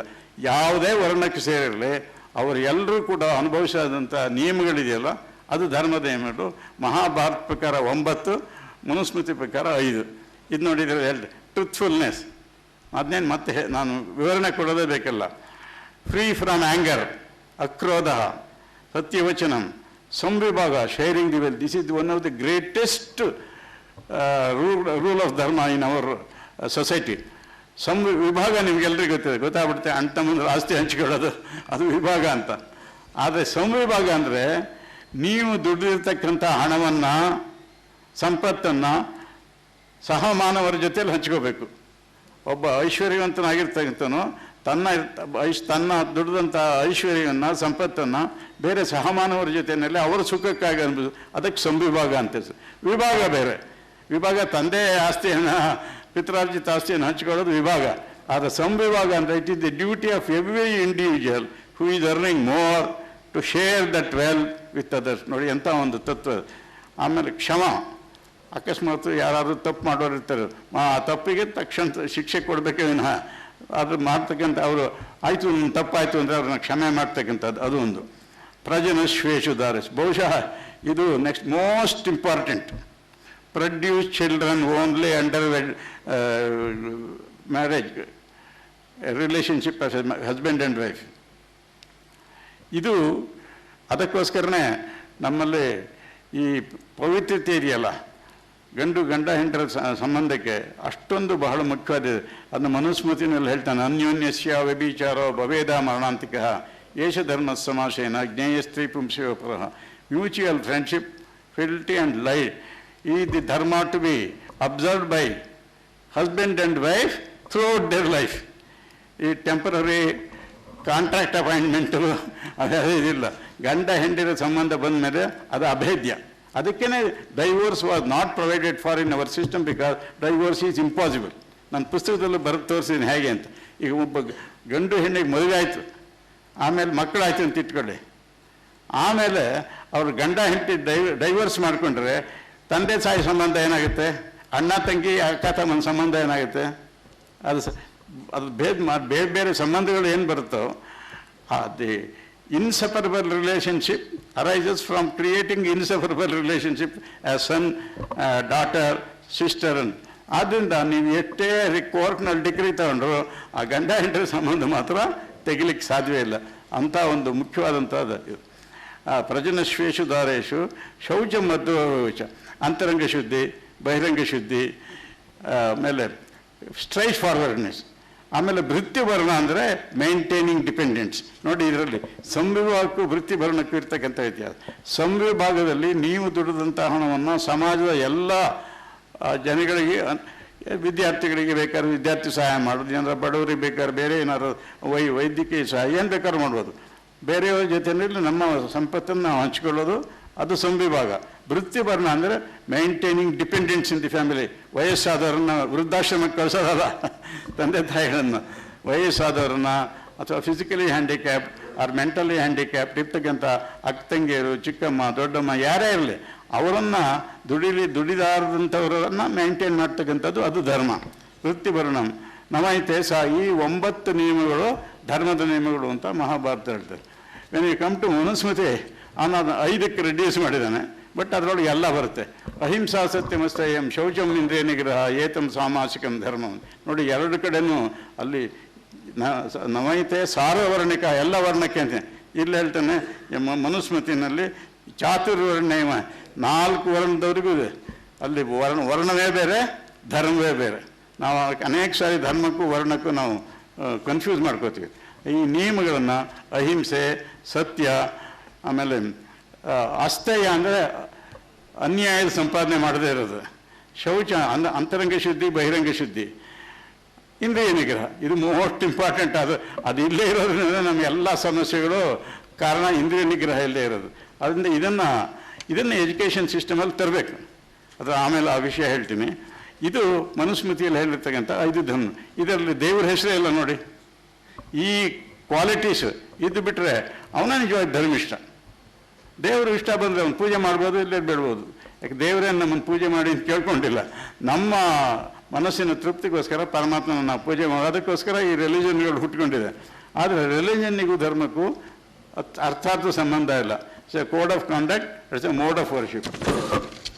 ಆಮೇಲೆ ಈ ಧರ್ಮ ಇದೆಯಲ್ಲ, ಮನುಷ್ಯನಿಗೂ ಪ್ರಾಣಿಗಳಿಗಿರ್ತಕ್ಕಂಥದ್ದು. ಈಗ ನಾವು ಸೈನ್ಸ್ನಲ್ಲಿ ಟೀಚರ್ ಕಾಲೇಜುಗಳಲ್ಲಿ ಹೋಗಿ ಅವ್ರು ಹೇಳ್ಕೊಡ್ತಾರೆ, man is also N animal, but all animals are not men ಅಂತ ಹೇಳ್ತಾರಲ್ಲ. ಆ ರೀತಿಯಲ್ಲಿ ಇದರಲ್ಲಿ ಎಷ್ಟು ಚೆನ್ನಾಗಿ ಹಿತೋಪದೇಶ ಹೇಳ್ತಾನೆ. ಆಹಾರ ನಿದ್ರಾ ಭಯಮೈತುನಂಚ ಸಾಮಾನ್ಯ ಮೇತತ್ ಪಶುಭಿರ್ನರಾಣಾಂ ಧರ್ಮೋ ಹಿ ತೇಷಾಂ ಅಧಿಕೋ ವಿಶೇಷೋ ಧರ್ಮೇಣ ಹೀನ ಪಶುಭಿ ಸಮಾನ. ಆ ಊಟ ತಗೊಳ್ಳೋದು, ನಿದ್ರೆ, ಭಯ, ಮೈಥುನ ಅಂದರೆ ವಂಶೋತ್ಪತ್ತಿ ಮಾಡೋದು, ಇವೆರಡು 4 ಗುಣಗಳು ಎಲ್ಲ ಪ್ರಾಣಿಗಳಲ್ಲೂ ಇದೆ. ಆದರೆ ಧರ್ಮೋ ಹಿ ತೇಷಾಂ ಅಧಿಕ ವಿಶೇಷ ಧರ್ಮೇಣ ಹೀನ ಪಶುಮಿತ್ರ. ಇದಕ್ಕಿಂತ ಹೆಚ್ಚಾಗಿ ಧರ್ಮ ಇದೆಯಲ್ಲ, that is the capacity of man to conform to dharma. ಬೇರೆ ಪ್ರಾಣಿಗಳಿಗೇನು ಧರ್ಮ ಇಲ್ಲ. ಅದನ್ನು ಮಾಡಿದ್ರೆ ಮಾತ್ರ ಆ ಧರ್ಮೇಣ ಹೀನ ಪಶು. ಆದರೆ ಆ ಧರ್ಮದ ಈ ಹೇಳಿದ ನಿಯಮಗಳಿಗೆ ವಿರುದ್ಧವಾದರೆ ಅವನು ಮನುಷ್ಯನೇ ಅಲ್ಲ. ಅದಕ್ಕೆ ನಾವು ಹೇಳಲ್ಲ ಅವನು ಮನುಷ್ಯನೇ ಅಲ್ಲ ರೀ, ಇಂಥ ಕೆಲಸ ಮಾಡಿದ್ದಾನೆ ಅಂತ ಹೇಳಿದ್ರೆ ಆ ರೀತಿಯಲ್ಲಿ ಧರ್ಮಕ್ಕೆ ಅಂಥ ಒಂದು ಉತ್ತಮವಾದಂಥ ಸ್ಥಾನವನ್ನು ನಮ್ಮ ಪೂರ್ವಜರು ಕೊಟ್ಟಿದ್ದಾರೆ. ಆಮೇಲೆ ಧರ್ಮಕ್ಕೆ ಎಂಥ ಒಂದು ಶಕ್ತಿ ಇದೆ. ಮಹಾಭಾರತದಲ್ಲಿ ಮುಂಚೆ ರಾಜ್ಯ ಸ್ಥಿತಿ ಇಲ್ಲೇ ಅನೇಕ ಸಾವಿರಾರು ಶತಮಾನಗಳ ಹಿಂದೆ ರಾಜ್ಯ ವ್ಯವಸ್ಥೆ ಇಲ್ಲ, ಪೊಲೀಸ್ ಇರಲಿಲ್ಲ, ಮ್ಯಾಜಿಸ್ಟ್ರೇಟ್ ಇರಲಿಲ್ಲ. ಆದರೆ ಜನಗಳು ಸುಖವಾಗಿದ್ದರು. ಅದು ಹೇಗೆ? ಈಗ ನಾವು ಏನಾದರೂ ಒಂದು ಗಲಾಟೆ ಆದ ತಕ್ಷಣ ಪೊಲೀಸ್ ಸ್ಟೇಷನ್ಗೆ ಓಡೋಕೆ ಕಂಪ್ಲೇಂಟ್ ಕೊಡ್ತೀವಿ. ಯಾವ ಪೊಲೀಸ್ ಸ್ಟೇಷನ್ನೇ ಇರಲಿಲ್ಲ, ಶಿಕ್ಷೆ ಮಾಡ್ತಕ್ಕಂಥ ರಾಜ ಇರಲಿಲ್ಲ. ಹಾಗಾದರೆ ಜನಗಳು ಹೇಗೆ ಬದುಕ್ತಾ ಇದ್ದರು? ಅದನ್ನು ಭೀಷ್ಮಾಚಾರ್ಯ ಹೇಳ್ತಾರೆ, ನೈವ ರಾಜ್ಯಂ ನ ರಾಜಾಸೇತ್ ನ ದಂಡೋ ನ ಚ ದಾಂಡಿಕಃ ಧರ್ಮೇಣ ಇವ ಪ್ರಜಾ ಸರ್ವೇ ರಕ್ಷಂತಿ ಸ್ಮ ಪರಸ್ಪರಂ. ರಾಜ್ಯ ಇರಲಿಲ್ಲ, ಇದು ಮ್ಯಾಜಿಸ್ಟ್ರೇಟ್ ಇರಲಿಲ್ಲ, ಶಿಕ್ಷೆ ಇರಲಿಲ್ಲ, ಆದರೂ ಶಿಕ್ಷೆ ಕೊಡೋನಿರಲಿಲ್ಲ, ಆದರೂ ಜನಗಳು ಸುಖವಾಗಿದ್ದರು. ಅದು ಹೇಗೆ? ಧರ್ಮೇಣ ಇವ ಪ್ರಜಾ ಸರ್ವೇ ರಕ್ಷಂತಿ ಸ್ಮ ಪರಸ್ಪರಂ. ಎಲ್ಲರೂ ತಮ್ಮ ತಮ್ಮ ಧರ್ಮದ ಕರ್ತವ್ಯ ಪ್ರಕಾರ, ಧರ್ಮದ ಪ್ರಕಾರ ನಡ್ಕೊಂಡು ಇನ್ನೊಬ್ಬರು ರಕ್ಷಣೆ ಮಾಡ್ತಾಯಿದ್ರು. ನೋಡಿ, ನಮ್ಮ ವಿಶೇಷ ವ್ಯವಸ್ಥೆ ಏನಂದರೆ, what is somebody's right is somebody else's corresponding duty. ಈಗ ಮಕ್ಕಳಿಗೆ they have the right to education, then it is the duty of the parents and teachers to give education. ಈ ರೀತಿ ಯಾವುದೇ ವಿಷಯ ತಗೊಳ್ಳಿ, ನಮ್ಮನ್ನು ರೈಟ್ ಹೇಳಿ, ನಮ್ದು ಅದಕ್ಕೋಸ್ಕರ ನಮ್ಮದು ದೇಶ ಇದೆಯಲ್ಲ, it is not A right based society, it is A duty based society. ಇದು ನಾನು ಹೇಳಿ ವಿಷ್ಣು ಪುರಾಣದಲ್ಲಿ ಉತ್ತರಂ ಯತ್ ಸಮುದ್ರಶ ಹಿಮಾದ್ರೇಶೈವ ದಕ್ಷಿಣಂ ವರ್ಷಂ ತದ್ ಭಾರತಂ ನಾಮ ಭಾರತೀಯತ ಸಂತತಿ. ಉತ್ತರದಲ್ಲಿ ಹಿಮಾಲಯ, ದಕ್ಷಿಣದಲ್ಲಿ ಮಹಾಸಾಗರ, ಮಧ್ಯದಲ್ಲಿ ಇರ್ತಕ್ಕಂಥ ದೇಶವೇ ಭಾರತ. ಇದಕ್ಕೆ ಇಲ್ಲಿರ್ತಕ್ಕಂಥ ಜನಗಳೇ ಭಾರತೀಯರು. ಅದಾದಮೇಲೆ ಅತ್ರಾಪಿ ಭಾರತಂ ಶ್ರೇಷ್ಠಂ ಜಂಬೂದ್ವೀಪೆ ಮಹಾಮುನೆ ಯಥೋ ಹಿ ಕರ್ಮಭೂರೇಶ ಅಥೋನ್ಯ ಭೋಗಭೂಮಿ. ಈ ಪ್ರಪಂಚದಲ್ಲಿರ್ತಕ್ಕಂಥ ಎಲ್ಲ ದೇಶಗಳಲ್ಲಿ ಭಾರತ ಶ್ರೇಷ್ಠ. ಅದು ನೋಡಿ, ಎಂಥ ಒಂದು ಆತ್ಮವಿಶ್ವಾಸದಿಂದ ನಮ್ಮ ಹಿಂದಿನವರು ನಾವು ಅತ್ಯಂತ ಶ್ರೇಷ್ಠವಾದ ದೇಶ. ಯಾಕೆ ಅಂತಂದರೆ ಇಲ್ಲಿ this is A duty based society as distinct from right based society. ಆಮೇಲೆ ನೋಡಿದ್ರೆ ಮಹಾತ್ಮ ಗಾಂಧಿಯವರು ಒಂದು ಪುಸ್ತಕ ಬರೆದಿದ್ದಾರೆ, ಮೈ ಪಿಕ್ಚರ್ ಆಫ್ ಫ್ರೀ ಇಂಡಿಯಾ ಅಂತ. ನಿಮ್ಮ ಲೈಬ್ರರಿ ಇದೆಯಲ್ಲೋ ನನಗೆ ಗೊತ್ತಿಲ್ಲ. ನೋಡಿ, ಮೈ ಪಿಕ್ಚರ್ ಆಫ್ ಫ್ರೀ ಇಂಡಿಯಾ, ಅದರಲ್ಲಿ ಫಸ್ಟ್ ಪ್ಯಾರ ಏನು ಬರೆದಿದ್ದಾರೆ, ಸ್ವತಂತ್ರ ಬರೋಕ್ಕೆ ಮುಂಚೆ ಬರೆದಿದ್ದು, I love my country most, not just because it is by motherland, but it has given the highest philosophy as applicable to entire humanity. That is, India is a duty-based society, whereas the others are right-based society. ಭೋಗಭೂಮಿಗಳು ನಮ್ಮದು ಕರ್ಮಭೂಮಿ, ಬೇರೆಯದು ಭೋಗಭೂಮಿ. Even foreign ಒಬ್ಬ ಡುಗಟ್ ಅಂತಕ್ಕಂಥ French ಜ್ಞಾನಿ ಹೇಳ್ತಾನೆ, the highest thing that should be taught to an individual is what is his duty. If it discharges his duty, somebody else's right is fulfilled ಅಂತ. ಇದಕ್ಕೆ ನಮ್ಮ ದೇಶಕ್ಕೆ ಕರ್ಮಭೂಮಿ ಅಂತ ಹೇಳ್ತಕ್ಕಂಥದ್ದು. The sanction behind dharma was tremendous faith of the people in the. ಈ ಬೇರೆ ಕಾನೂನಿ ಶಕ್ತಿ ಹಿಂದೆ ಇರ್ತಕ್ಕಂಥ ಶಕ್ತಿ ಪೊಲೀಸು, ಆದರೆ ಇದು ಧರ್ಮಕ್ಕೆ ಇರ್ತಕ್ಕಂಥ ಶಕ್ತಿಯಿಂದ ಪೀಪಲ್ಸ್ ಫೈತ್ ಇನ್ ಧರ್ಮ. ಇವತ್ತಿಗೂ ಕೂಡ ನಮ್ಮ ಜನಗಳು ಇಷ್ಟೊಂದು ನೈತಿಕತೆ ಕಡಿಮೆ ಆಗಿದ್ದರೂ ಕೂಡ ಸಾಮಾನ್ಯ ಜನಗಳಲ್ಲಿ ಈಗ ರಸ್ತೆ ಮೇಲೆ ಎಲ್ಲ ಒಂದು ಕಡೆ ಹೋಗ್ತಿದ್ರೆ, ಬಸ್ನಲ್ಲಿ ಹೋಗ್ತಾಯಿದ್ರೆ ಒಬ್ಬಳು ಹೆಂಗಸು ಬಂದರೆ ಅಮ್ಮ ಬಂದಿದ್ದಾರೆ, ಅಮ್ಮ ಅಂತ ಹೇಳಿ ಯಾಕೆ ಹೇಳ್ತೀವಿ? ಒಬ್ಬ ಸ್ತ್ರೀಯನ್ನು ತಾಯಿ ಅಂತ ಕಾಣಬೇಕು ಅಂತಕ್ಕಂಥ ಒಂದು ಗುರುತು ಇದೆ ನೋಡಿ. ಅವ್ರು ಬೇಡ, ಅವ್ರಿಗೆ ಕೂತ್ಕೊಳ್ಳೋಕೆ ಮೊದಲು ಜಾಗ ಕೊಡೋಣ. ಯಾವುದೇ ವಿಷಯ ಇಂಥ ಉದಾಹರಣೆ ನಿಮಗೆ ಸಿಗುತ್ತೆ. ಧರ್ಮ ಅಂತರ್ಗತವಾಗಿದೆ, ಆದರೆ ವ್ಯಾವಹಾರಿಕ ಕಾರಣಗಳಿಗಾಗಿ, ದುಡ್ಡಿಗಾಗಿ, ಸುಖಭೋಗಕ್ಕಾಗಿ ಆ ಧರ್ಮವನ್ನು ನಾವು ನಿರಾಕರಿಸ್ತಾ ಇದ್ದೀವಿ. ಅದನ್ನು ಪುನಃಸ್ಥಾಪನೆ ಮಾಡೋದೇ ನಮ್ಮ ಕರ್ತವ್ಯ. ಆಮೇಲೆ ಧರ್ಮಕ್ಕೂ ಲಾಕು ಇರ್ತಕ್ಕಂಥ ವ್ಯತ್ಯಾಸ ಏನು? ಧರ್ಮೋ ವಿಶ್ವಸ್ಯ ಜಗತ ಪ್ರತಿಷ್ಠಾ ಲೋಕೆ ಧರ್ಮಿಷ್ಠಂ ಪ್ರಜಾ ಉಪಸರ್ಪಂತೆ ಧರ್ಮೇಣ ಪಾಪಮಪನುದತಿ ಧರ್ಮೇ ಸರ್ವಂ ಪ್ರತಿಷ್ಠಿತಂ ತಸ್ಮಾತ್ ಧರ್ಮಂ ಪರಮಂ ವದಂತಿ. ಧರ್ಮ ಶ್ರೇಷ್ಠ ಅಂತ ಯಾಕೆ ಹೇಳ್ತೀವಿ ಅಂತಂದರೆ, ಧರ್ಮೇಣ ಪಾಪಮಪನುದತಿ. ಧರ್ಮ ಡಿಸ್ಟ್ರಾಯ್ ಸಿನ್ಫುಲ್ ಥಾಟ್ಸ್. ಏನಾರು ಒಂದು ಕೆಟ್ಟ ಕೆಲಸ ಮಾಡಬೇಕು ಅಂತ ಬಂದ್ರೆ ಆ ಧರ್ಮದ ಜ್ಞಾನ ಅರ್ಥ ಮಾಡ್ಕೊಂಡಿದ್ರೆ ತಕ್ಷಣ ಬೇಡ ಈ ಕೆಲಸ ಮಾಡಬೇಡ ಅಂತ ಅವನಿಗೆ ಮನಸ್ಸಿನಲ್ಲಿ ಪ್ರೇರಣೆ ಬರುತ್ತೆ. ಅದಕ್ಕೆ ಧರ್ಮೇ ಸರ್ವಂ ಪ್ರತಿಷ್ಠಿತಂ. ಆದ್ದರಿಂದ ಧರ್ಮೇಣ ಪಾಪಂ ಅಪನೋದತಿ ಅಂದರೆ ಧರ್ಮ ಡಿಸ್ಟ್ರಾಯ್ ಸಿನ್ಫಿಲ್ ಥಾಟ್ಸ್. ಅದಕ್ಕೆ ಯಾವಾಗಲೂ compare law and dharma. Law punishes person after he commits an offence, but dharma prevents a person from committing an offence. And the prevention is better than cure ಅಂತ ಹೇಳ್ತಾರಲ್ಲ, ಆ ಪ್ರಿವೆನ್ಷನ್ ಬೆಟರ್ ದೆನ್ ಅನ್ನೋದು ಧರ್ಮ. ಅದನ್ನೇ ನಾವು ಅರ್ಥ ಮಾಡ್ಕೊಳ್ತೇನೆ ನಮ್ಮ ಎಜುಕೇಷನ್ ಸಿಸ್ಟಮ್ ಎಲ್ಲ ತಂದು ಚಿಕ್ಕ ಮಕ್ಕಳಿಗೆ ಈ ಧರ್ಮಜ್ಞಾನವನ್ನು ನೀವು ಮಾಡಿ, ಒಬ್ಬ ಲಾಯರ್ ಆಗ್ಬೋದು, ಡಾಕ್ಟರ್ ಆಗ್ಬೋದು, ಇಂಜಿನಿಯರ್ ಆಗ್ಬೋದು, ಇನ್ನೇನು ಬೇಕಾರಾಗ್ಬೋದು. ಆದರೆ ಅವನು ತನಗೆ ಬಂದಂಥ ಜ್ಞಾನವನ್ನು ಸಮಾಜದ ಸಹ ಮಾನವರ ಉಪಯೋಗಕ್ಕೋಸ್ಕರ ನಾವು ಉಪಯೋಗಿಸಬೇಕು. ಅದಕ್ಕೆ ಧರ್ಮೇಣ ಪಾಪ ಮಪನೋದಿ, ಧರ್ಮ ಡಿಸ್ಟ್ರಾಯ್ ಸಿನ್ಫುಲ್ ಥಾಟ್ಸ್. ಆದ್ದರಿಂದ ಧರ್ಮ ಏವ ಹತೋ ಅಂತ ರಕ್ಷತಿ ರಕ್ಷಿತ, ಇದು ಫೇಮಸ್ ಸ್ಟೇಟ್ಮೆಂಟ್ ಮನುಸ್ಮೃತಿನಲ್ಲಿ. ತಸ್ಮಾತ್ ಧರ್ಮಂ ನಹಂತವ್ಯೋ ಮಾನೋ ಧರ್ಮೋ ಹತೋ ವದೀತಂತೆ. ಧರ್ಮವನ್ನು ನಾವು ನಾಶ ಮಾಡಿದರೆ ಅದರ ಪರಿಣಾಮವಾಗಿ ನಾವು ನಾಶವಾಗ್ತೀವಿ. ಆದ್ದರಿಂದ ಧರ್ಮವನ್ನು ನೀವು ರಕ್ಷಣೆ ಮಾಡಿದರೆ ನಿಮ್ಮನ್ನು ಧರ್ಮ, ಎಂಥ ಸ್ಟೇಟ್ಮೆಂಟ್. ನಮ್ಮ ಹೈಕೋರ್ಟಿಂದ ಟ್ರೈನಿಂಗ್ ಬಿಲ್ಡಿಂಗ್ ಇದೆ ಬೆಂಗಳೂರಿನಲ್ಲಿ ನೋಡಿ, ಅಲ್ಲಿ ಹೋದರೆ ಇದನ್ನೇ ಬರೆದೆ, ಧರ್ಮ ಹತೋ ಅಂತ ಈ ಶ್ಲೋಕವನ್ನು ದೊಡ್ಡ ಬರೆಸ್ತಾರೆ. ನೀವು ಧರ್ಮಕ್ಕೆ ಅನುಗುಣವಾಗಿ ನಡಿ, ಧರ್ಮವನ್ನು ಕೊಂದರೆ ಧರ್ಮ ನಿಮ್ಮನ್ನು ಕೊಲ್ಲುತ್ತೆ, ಧರ್ಮ ರಕ್ಷಣೆ ಮಾಡಲ್ಲ. ಅಂದರೆ ಧರ್ಮವನ್ನು ರಕ್ಷಿಸಿ ಅಂತಕ್ಕಂಥ ಮನುಸ್ಮೃತಿನಲ್ಲಿ ಭಾಳ ಹಿಂದೆ ಹೇಳಿರ್ತಕ್ಕಂಥ ಸ್ಟೇಟ್ಮೆಂಟ್ ಇದೆ. ಆಮೇಲೆ ಇದಾದ ಮೇಲೆ ರಾಜಧರ್ಮ, ಈ ಧರ್ಮದ ನಿಯಮಗಳನ್ನ ಹೇಳಿದೆ. ನಮಗೆ ಇವತ್ತಿನ ಕಾನ್ಸ್ಟಿಟ್ಯೂಷನ್ ಇದೆ. Constitution is the law which is binding on the rulers. ಅದಕ್ಕೆ ಕರೆಸ್ಪಾಂಡಿಂಗ್ ಕಾನ್ಸ್ಟಿಟ್ಯೂಷನ್ ಎಲ್ಲ ನಮ್ಮ ಸಾವಿರಾರು ಶತಮಾನಗಳ ಹಿಂದೆ ಇದೆ. ಅದೇ ಗೊತ್ತಿಲ್ಲ ನಮಗೆ. ನಾವು ಸ್ವತಂತ್ರ ರಾಷ್ಟ್ರವಾಗಿ 60 ವರ್ಷ ಆಯಿತು. ನಮ್ಮ ಬುಡ ಏನೋದು ಯಾವುದು ಅನ್ನೋದು ಗೊತ್ತಿಲ್ಲ. ಆ ರಾಜಧರ್ಮದಲ್ಲಿ ಇಷ್ಟು ಕ್ಲಿಯರಾಗಿ ಹೇಳಿದ್ದಾರೆ, ಯಥಾ ಕಾಲಕ್ಕೂ ಅಧಿಕಾರ ನಡೆಸಕ್ಕಂಥವ್ರು ಈ ರಾಜಧರ್ಮವನ್ನು ಅನುಸರಿಸಬೇಕು ಅಂತ.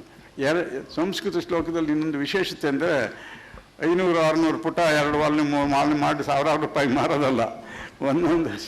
ಒಂದೇ ಶ್ಲೋಕದಲ್ಲಿ 2 ಲೈನ್ನಲ್ಲಿ ಎಲ್ಲ ತತ್ವವನ್ನು ಹೇಳಿದ್ರು. ನಾನು ಈ ರಾಜಧರ್ಮವನ್ನು ಬರೆಯೋಕ್ಕೆ ಶುರು ಮಾಡಿದಾಗ ಅತ್ರಿ ಸಮಿತಿಯಿಂದ ಒಂದೇ ಒಂದು ಶ್ಲೋಕ, ದುಷ್ಟಸ್ಯ ದಂಡ ಸುಜನಸ್ಯ ರಕ್ಷಾ ನ್ಯಾಯೇನ ಕೋಶಸ್ಯ ಸಂಪ್ರವೃದ್ಧಿ ಅಪಕ್ಷಪಾತೋಚಿತ ರಾಷ್ಟ್ರಕ್ಷ ಪಂಚೈವ ಯಜ್ಞ ಕಥಿತ ಅನ್ರಪ್ಪ. ರಾಜನಾಗಿರ್ತಕ್ಕಂಥವನು 5 ಡ್ಯೂಟೀಸ್ ಇದೆ. ಯಜ್ಞ, ಅದಕ್ಕೆ ಯಜ್ಞ ಅಂತ ಕರೀತಾರೆ. ಯಜ್ಞ ಅಂದ ತಕ್ಷಣ ಬೆಂಕಿಗೆ ತುಪ್ಪನ ಬೆಂಕಿಗೆ ಹಾಕೋದಲ್ಲ, ನಾವು ಅರ್ಥ ಮಾಡಿಕೊಂಡೆ. ಯಜ್ಞ ಅಂದರೆ ಯಾವ ಕೆಲಸವನ್ನು ಪ್ರತಿಫಲ ಅಪೇಕ್ಷೆ ಇಲ್ಲದೆ ಮಾಡ್ತಾರೋ ಅದು ಯಜ್ಞ. ಆ ರಾಜನಾಗಿರ್ತಕ್ಕಂಥವ್ರು, ಸರ್ಕಾರದ ಅಧಿಕಾರ ನಡೆಸ್ತಕ್ಕಂಥವ್ರು 5 ಯಜ್ಞಗಳನ್ನು ಮಾಡಬೇಕು. ಅದೇನು ದುಷ್ಟಸ್ಯ ದಂಡ, ಅಪರಾಧ ಮಾಡಿದವರಿಗೆ ಶಿಕ್ಷೆ, ಸುಜನಸ್ಯ ರಕ್ಷಾ, ಲಾ ಅಬೈಡಿಂಗ್ ಸಿಟಿಸನ್ಗೆ ರಕ್ಷೆ ಮಾಡೋದು, ನ್ಯಾಯೇನ ಕೋಶಚಿತ ಸಂಪ್ರವೃದ್ಧಿ, ತೆರಿಗೆಯನ್ನು ಕೂಡ ನ್ಯಾಯವಾದ ರೀತಿಯಲ್ಲಿ ವಸೂಲು ಮಾಡಬೇಕೇ ಹೊತ್ತು ಜನಗಳಿಗೆ ತಲೆ ಹೊಡೆದು ಹೆಚ್ಚಿಗೆ ತೆರಿಗೆ ಸಂಗ್ರಹ ಮಾಡಬಾರ್ದು. ನ್ಯಾಯೇನ ಕೋಶಿತ ಅಪಕ್ಷಪಾತ ವರ್ತಿಸು. ಸಿವಿಲ್ ಲಿಟಿಗೇಷನ್ನಲ್ಲಿ ಭೇದ ಭಾವನೆಯಲ್ಲೇ ಇಂಪಾರ್ಷಿಯಲ್ ಆಗಿ ಜಡ್ಜ್ಮೆಂಟ್ ಕೊಡ್ತಕ್ಕಂಥದ್ದು. ಆಮೇಲೆ ರಾಷ್ಟ್ರ ರಕ್ಷಾ, ಡಿಫೆನ್ಸ್ ಆಫ್ ದಿ ಕಂಟ್ರಿ, ರಕ್ಷಣೆ ಮಾಡ್ತಕ್ಕಂಥದ್ದು. ಇದು 5 ಯಜ್ಞಗಳು ಅಂಥೇಳಿ. ದುಷ್ಟಸ್ಯ ದಂಡ ಸುಜನಸ್ಯ ರಕ್ಷಾ ನ್ಯಾಯೇನ ಕೋಶಿತ ಸಂಪ್ರವೃದ್ಧಿ ಅಪಕ್ಷಪಾತ ವರ್ತಿಸು ರಾಷ್ಟ್ರ ರಕ್ಷಾ ಪಂಚೈವ ಯಜ್ಞ ಕಥಿತ ಅನ್ರಪ್ಪ. ಸ್ಟೇಟ್ ಡ್ಯೂಟಿನಲ್ಲಿ ಯಾವುದು ಬಿಟ್ಟೋಗಿದೆ ಹೇಳಿ? ಪ್ರತಿಯೊಂದು ಡ್ಯೂಟಿ ಆಫ್ ದಿ ಸ್ಟೇಟು ಇದು ಯಾವ್ದಾದ್ರು ಒಂದರೊಳಗೆ ಬರುತ್ತೆ. ಅದನ್ನು ಫಾಲೋ ಮಾಡಿದರೆ ನಿಜವಾಗ ರೂಲರ್ಸ್. ಇವತ್ತಿನ ದಿವಸ ಏನಾಗಿದೆ, ಅಧಿಕಾರ ಪಡೆಯೋದೇನು ಅಂದರೆ ಏನಾದರೂ ಒಂದು ಲಾಭ ಪಡೀಲಿಕ್ಕೋಸ್ಕರ ಈ ಡ್ಯೂಟೀಸ್ ಮಾಡಲಿಕ್ಕಲ್ಲ. ಇದನ್ನು ಎಜುಕೇಷನಲ್ಲಿ ತರಬೇಕು. ಒಬ್ಬ ರಾಜಕೀಯದಲ್ಲಿ ಬರಲಿ, ಎಲ್ಲೇ ಬರಲಿ, ಅವನು ತನ್ನ ಜೀವನದಲ್ಲಿ ಈ ಒಂದು ನಿಯಮಗಳನ್ನು ಅಕಸ್ಮಾತ್ ಅವನಿಗೇನಾದ್ರು ಅಧಿಕಾರದ ಸ್ಥಾನ ಸಿಕ್ಕರೆ ಈ 5 ನಿಯಮಗಳನ್ನು ಅನುಸರಿಸಬೇಕು ಅಂತಕ್ಕಂಥದ್ದನ್ನು ಹೇಳಿದ್ದಾರೆ.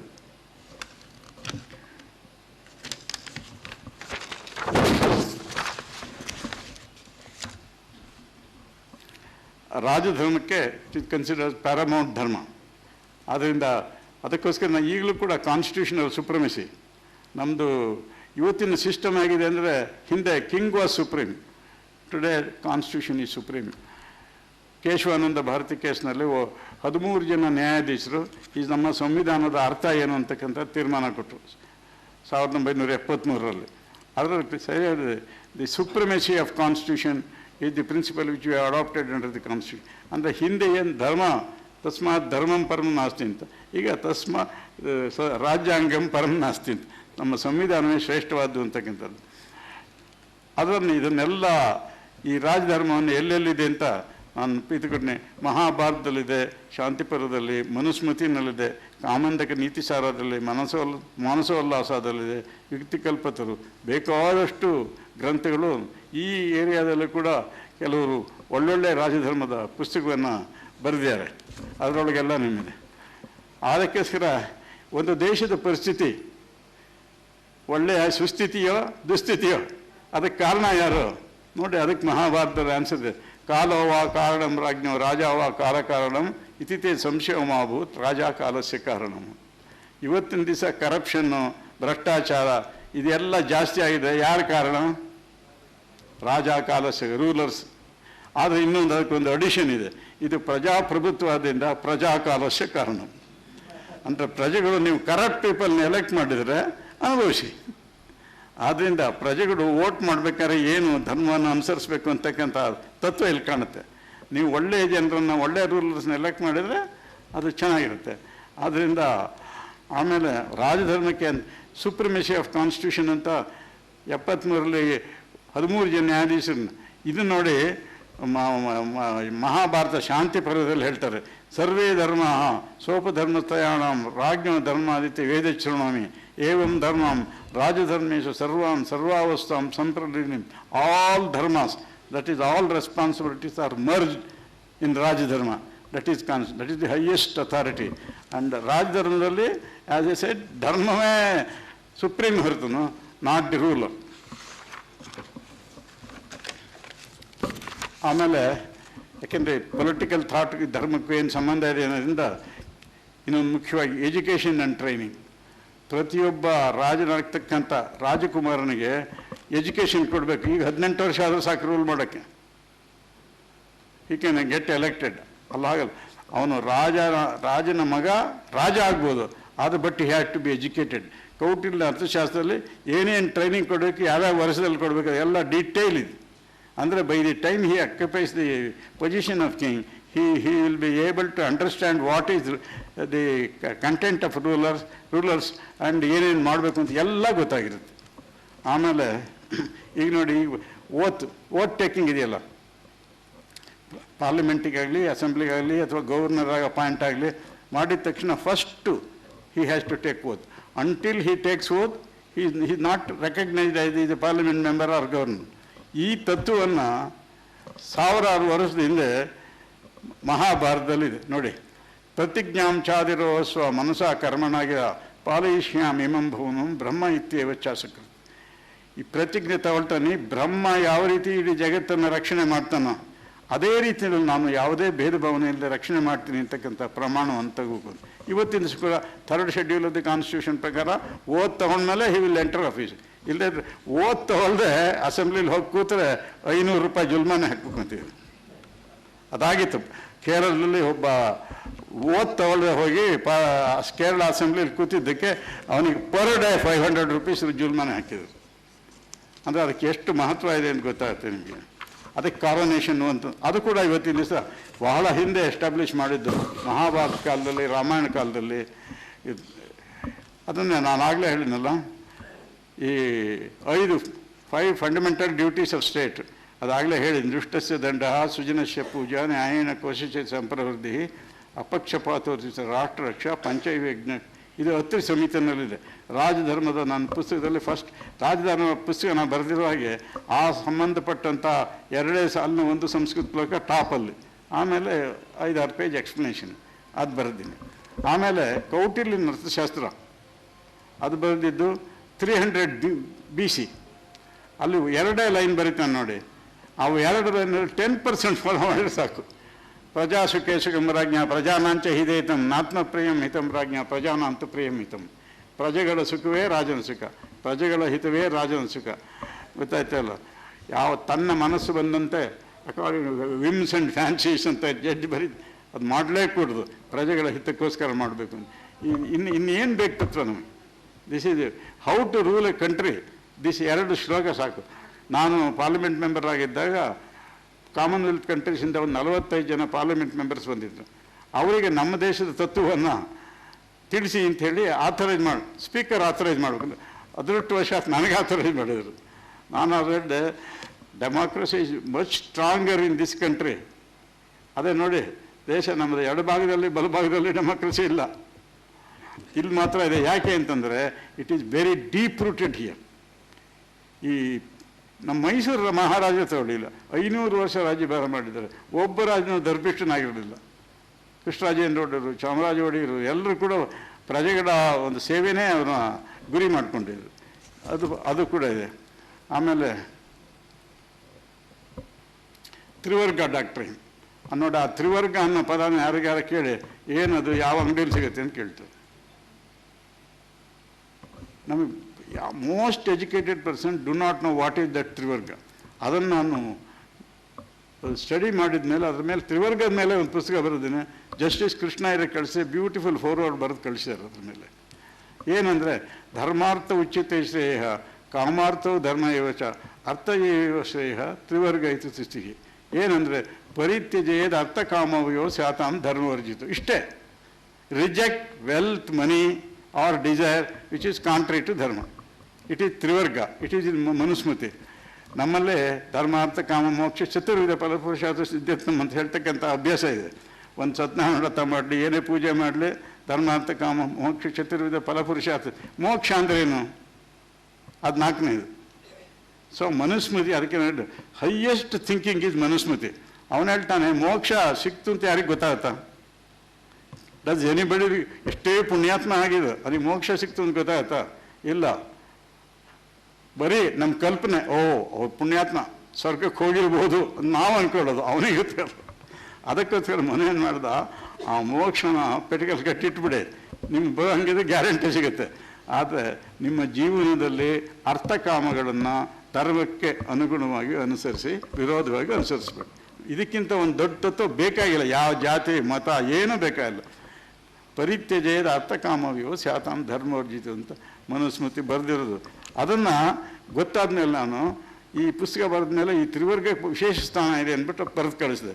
ಅದನ್ನು ಬರೆದು ನಮ್ಮ ದೇಶದಲ್ಲೇ ಅತ್ಯಂತ ಶ್ರೇಷ್ಠ ನ್ಯಾಯಾಧೀಶರು ಗೌರವವನ್ನು ಇರುವಂತೆ ವಿ.ಆರ್. ಕೃಷ್ಣ ಇರಿದ್ದು. ಮೊನ್ನೆ ಈಗ ಒಂದು ತಿಂಗಳಿಂದ ತೀರ್ಕೊಂಡ್ರು. ನೋಡಿ ಅವರ ಪುಸ್ತಕ ಇದರಲ್ಲಿ ಫಾರ್ವರ್ಡಲ್ಲಿ ಏನು ಬರೆದಾರೆ, trivarga was not any occult science nor riddle wrapped in a mystery inside an enigma. It was basic to social order with worldwide validity. Trivarga, comprising of 3 inseparable ideals, namely dharma, righteous code of conduct, artha, every type of wealth, and kama, every type of desire of human being, as a permanent and effective solution for all human problems, was put in the form of an injunction to all human beings. It is applicable to every one of us. Reject wealth, artha, desires, kama, which are contrary to dharma, righteous code of conduct, namely ahimsa, satya, asteya, and shaucham, and indriya nigraha. Are in belief the common dharma for all varnas, all human beings. This is Trivarga is applicable. But nobody knows what is Trivarga. Ordinary educated persons ಅಂತ ಹೇಳ್ತಾರೆ. ಎಂಥ highly educated person ಅಲ್ಲಿ ask him what is Trivarga. Because that is not taught in the educational institution. ಹಾಗಾಗಿದೆ. ಕೊನೆಯಲ್ಲಿ ಹೇಳ್ತಾರೆ ನೋಡಿ ಮನೋರು, the glorious epics, the Manusmriti, Kautilya ಸತ್ವಶಾಸ್ತ್ರ, ಇದು ಕೃಷ್ಣಯ್ಯರು ಹೇಳಿರೋದು, and other classics govern the ruler and the ruled. Indeed, the rules of dharma govern every sphere of activity, every profession, every avocation. The doctrine of Trivarga is an enduring system of values holding good in the social, political, domestic, and international planes of business. ಇನ್ನೇನು ಬೇಕು? ಪ್ರತಿಯೊಂದು ನಮ್ಮ ಜೀವನದ ಒಂದೊಂದು ಕ್ಷಣದಲ್ಲೂ ಕೂಡ ತ್ರಿವರ್ಗವನ್ನು ನಾವು ಅನುಸರಿಸಬೇಕು ಅಂತಕ್ಕಂಥ ಇದಿದೆ.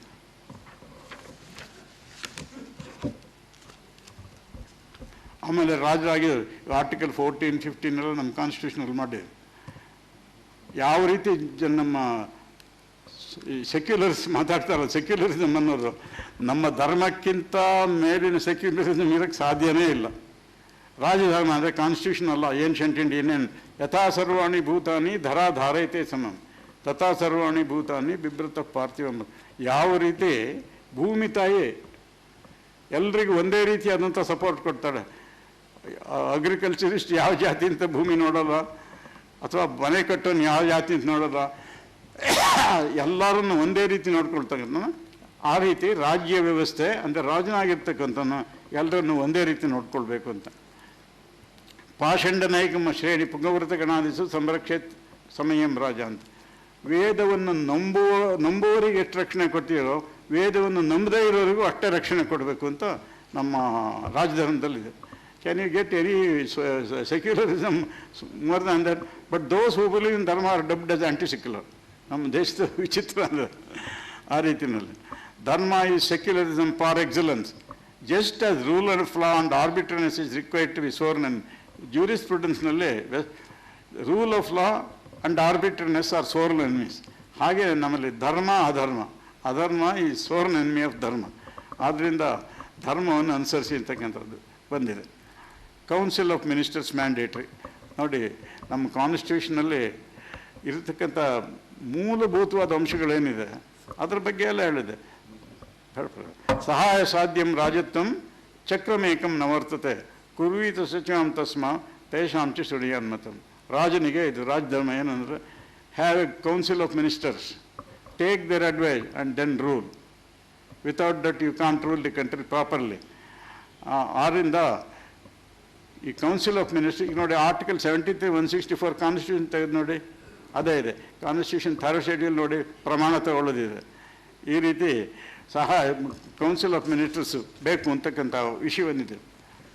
ಆಮೇಲೆ ರಾಜಧರ್ಮದಲ್ಲಿ ಪ್ರೊಟೆಕ್ಷನ್, ರಕ್ಷಣೆ ಕೊಡೋದು ಬಹಳ ಮುಖ್ಯವಾದ. ಅದಕ್ಕೆ ಈ ಪೊಲೀಸ್ ಅಥವಾ ಮಿಲಿಟರಿಯಿಂದ ದೇಶದ ರಕ್ಷಣೆ, ಜನಗಳ ರಕ್ಷಣೆ ಮಾಡೋದಿಲ್ಲ. ಅದು ಹೈಯೆಸ್ಟ್ ಧರ್ಮ ಆಫ್ ದಿ ರೂಲರ್ಸ್. ಅದಕ್ಕೆ ಹೇಳ್ತೆ ಆಯುಕ್ತಕೇಭ್ಯ ಚೇರೇಭ್ಯ ಪರೇಭ್ಯೋ ರಾಜವಲ್ಲವಾದ್ ಪೃಥ್ವಿಪತಿ ಲೋಭಾಷ್ಟ ಪ್ರಜಾನಾಂ ಪಂಚುತ ಭಯ. ಜನಗಳಿಗೆ 5 ರೀತಿ ಭಯ ಇದೆಯಂತೆ ನೋಡಿ. ಅವಾಗ ಕೌಟಿಲ್ಯ ಅರ್ಥಶಾಸ್ತ್ರದಲ್ಲಿ ಈ ಆಫೀಸರ್ಸ್ ಆಫ್ ದಿ ಸ್ಟೇಟು, ಕಳ್ಳರು, ಆಮೇಲೆ persons who are sycophants of the rulers, ಅವರುಗಳಿಂದ ಅಪಾಯ ಇದೆ. More than that the greed of the ruler himself. ಆ greed of the ruler himself is dangerous for the people. So people require protection even against the greed of the ruler. ಅದನ್ನು ಮಾಡಿ ಪಂಚಪ್ರಕಾರ ಪೋಹ್ಯಂ ನೃಪತಿರ್ಭ, ಈ ಭಯಗಳನ್ನು ನಿವಾರಣೆ ಮಾಡಬೇಕು ಅಂಥೇಳಿ ರಾಜಧರ್ಮದಲ್ಲಿದೆ.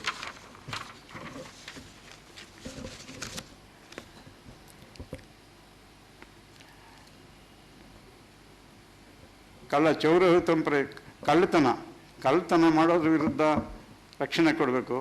ಒಬ್ಬನ ದುಡ್ಡು ಜೀವನದಲ್ಲೆಲ್ಲ ದುಡ್ಡಿಂತ ಕಳ್ಳತನ ಮಾಡಿದ ಆಸ್ತಿಯನ್ನು ಕಳ್ಕೊಂಡ್ರೆ ಅದನ್ನು the government it self was consider, insurance company ಬೇಕಾಗಿಲ್ಲ.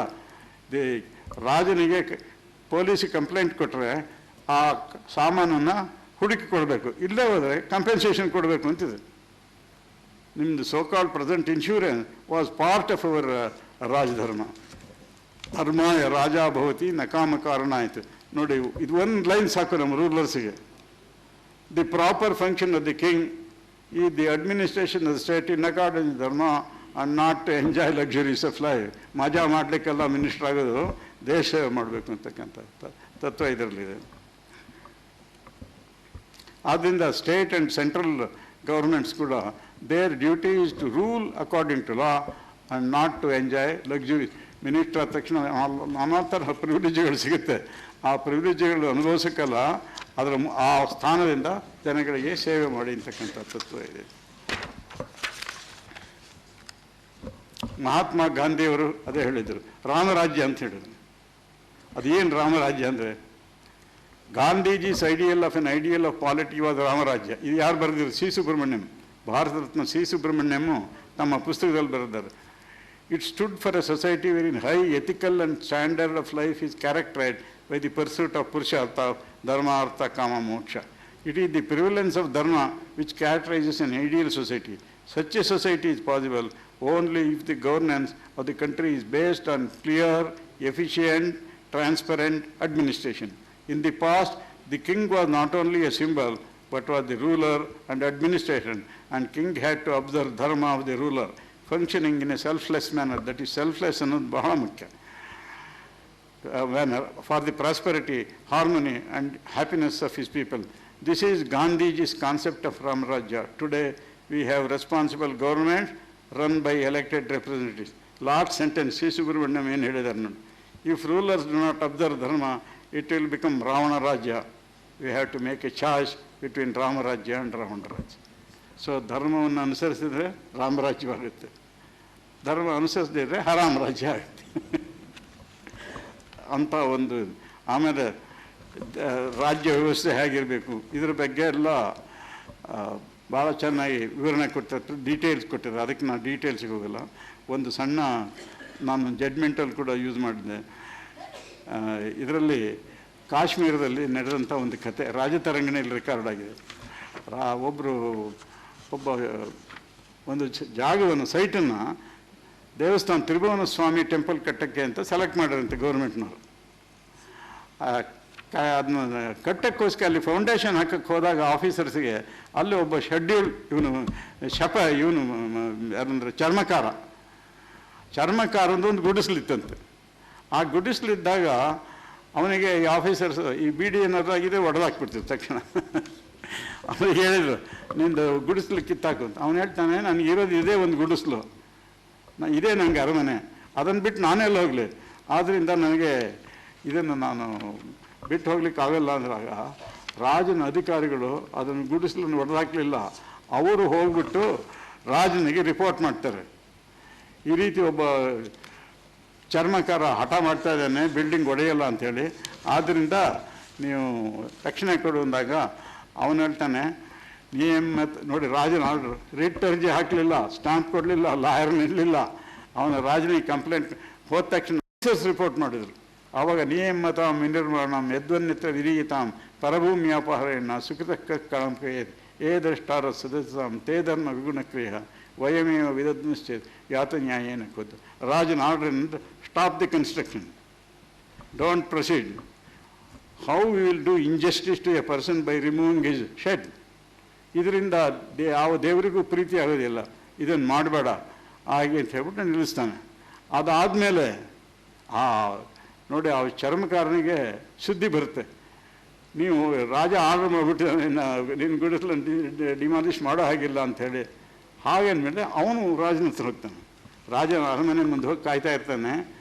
ಆವಾಗ ಬಂದ್ಬಿಟ್ಟು ಇರ್ತಲ್ಲ PAಗಳು ಅವರು ಇರ್ತಲ್ಲ, ನೋಡಿ ಅವನೇ ದೇವಸ್ಥಾನ ಕಟ್ಟಕ್ಕೆ ನೋಡಿ ಅವ್ನು ಬಂದಾನೆ, ಅವ್ನು ನಿಮ್ಮನ್ನು ನೋಡ್ಬೇಕೇನೋ ಬೇಡ ಅಂತ ಹೇಳಿ.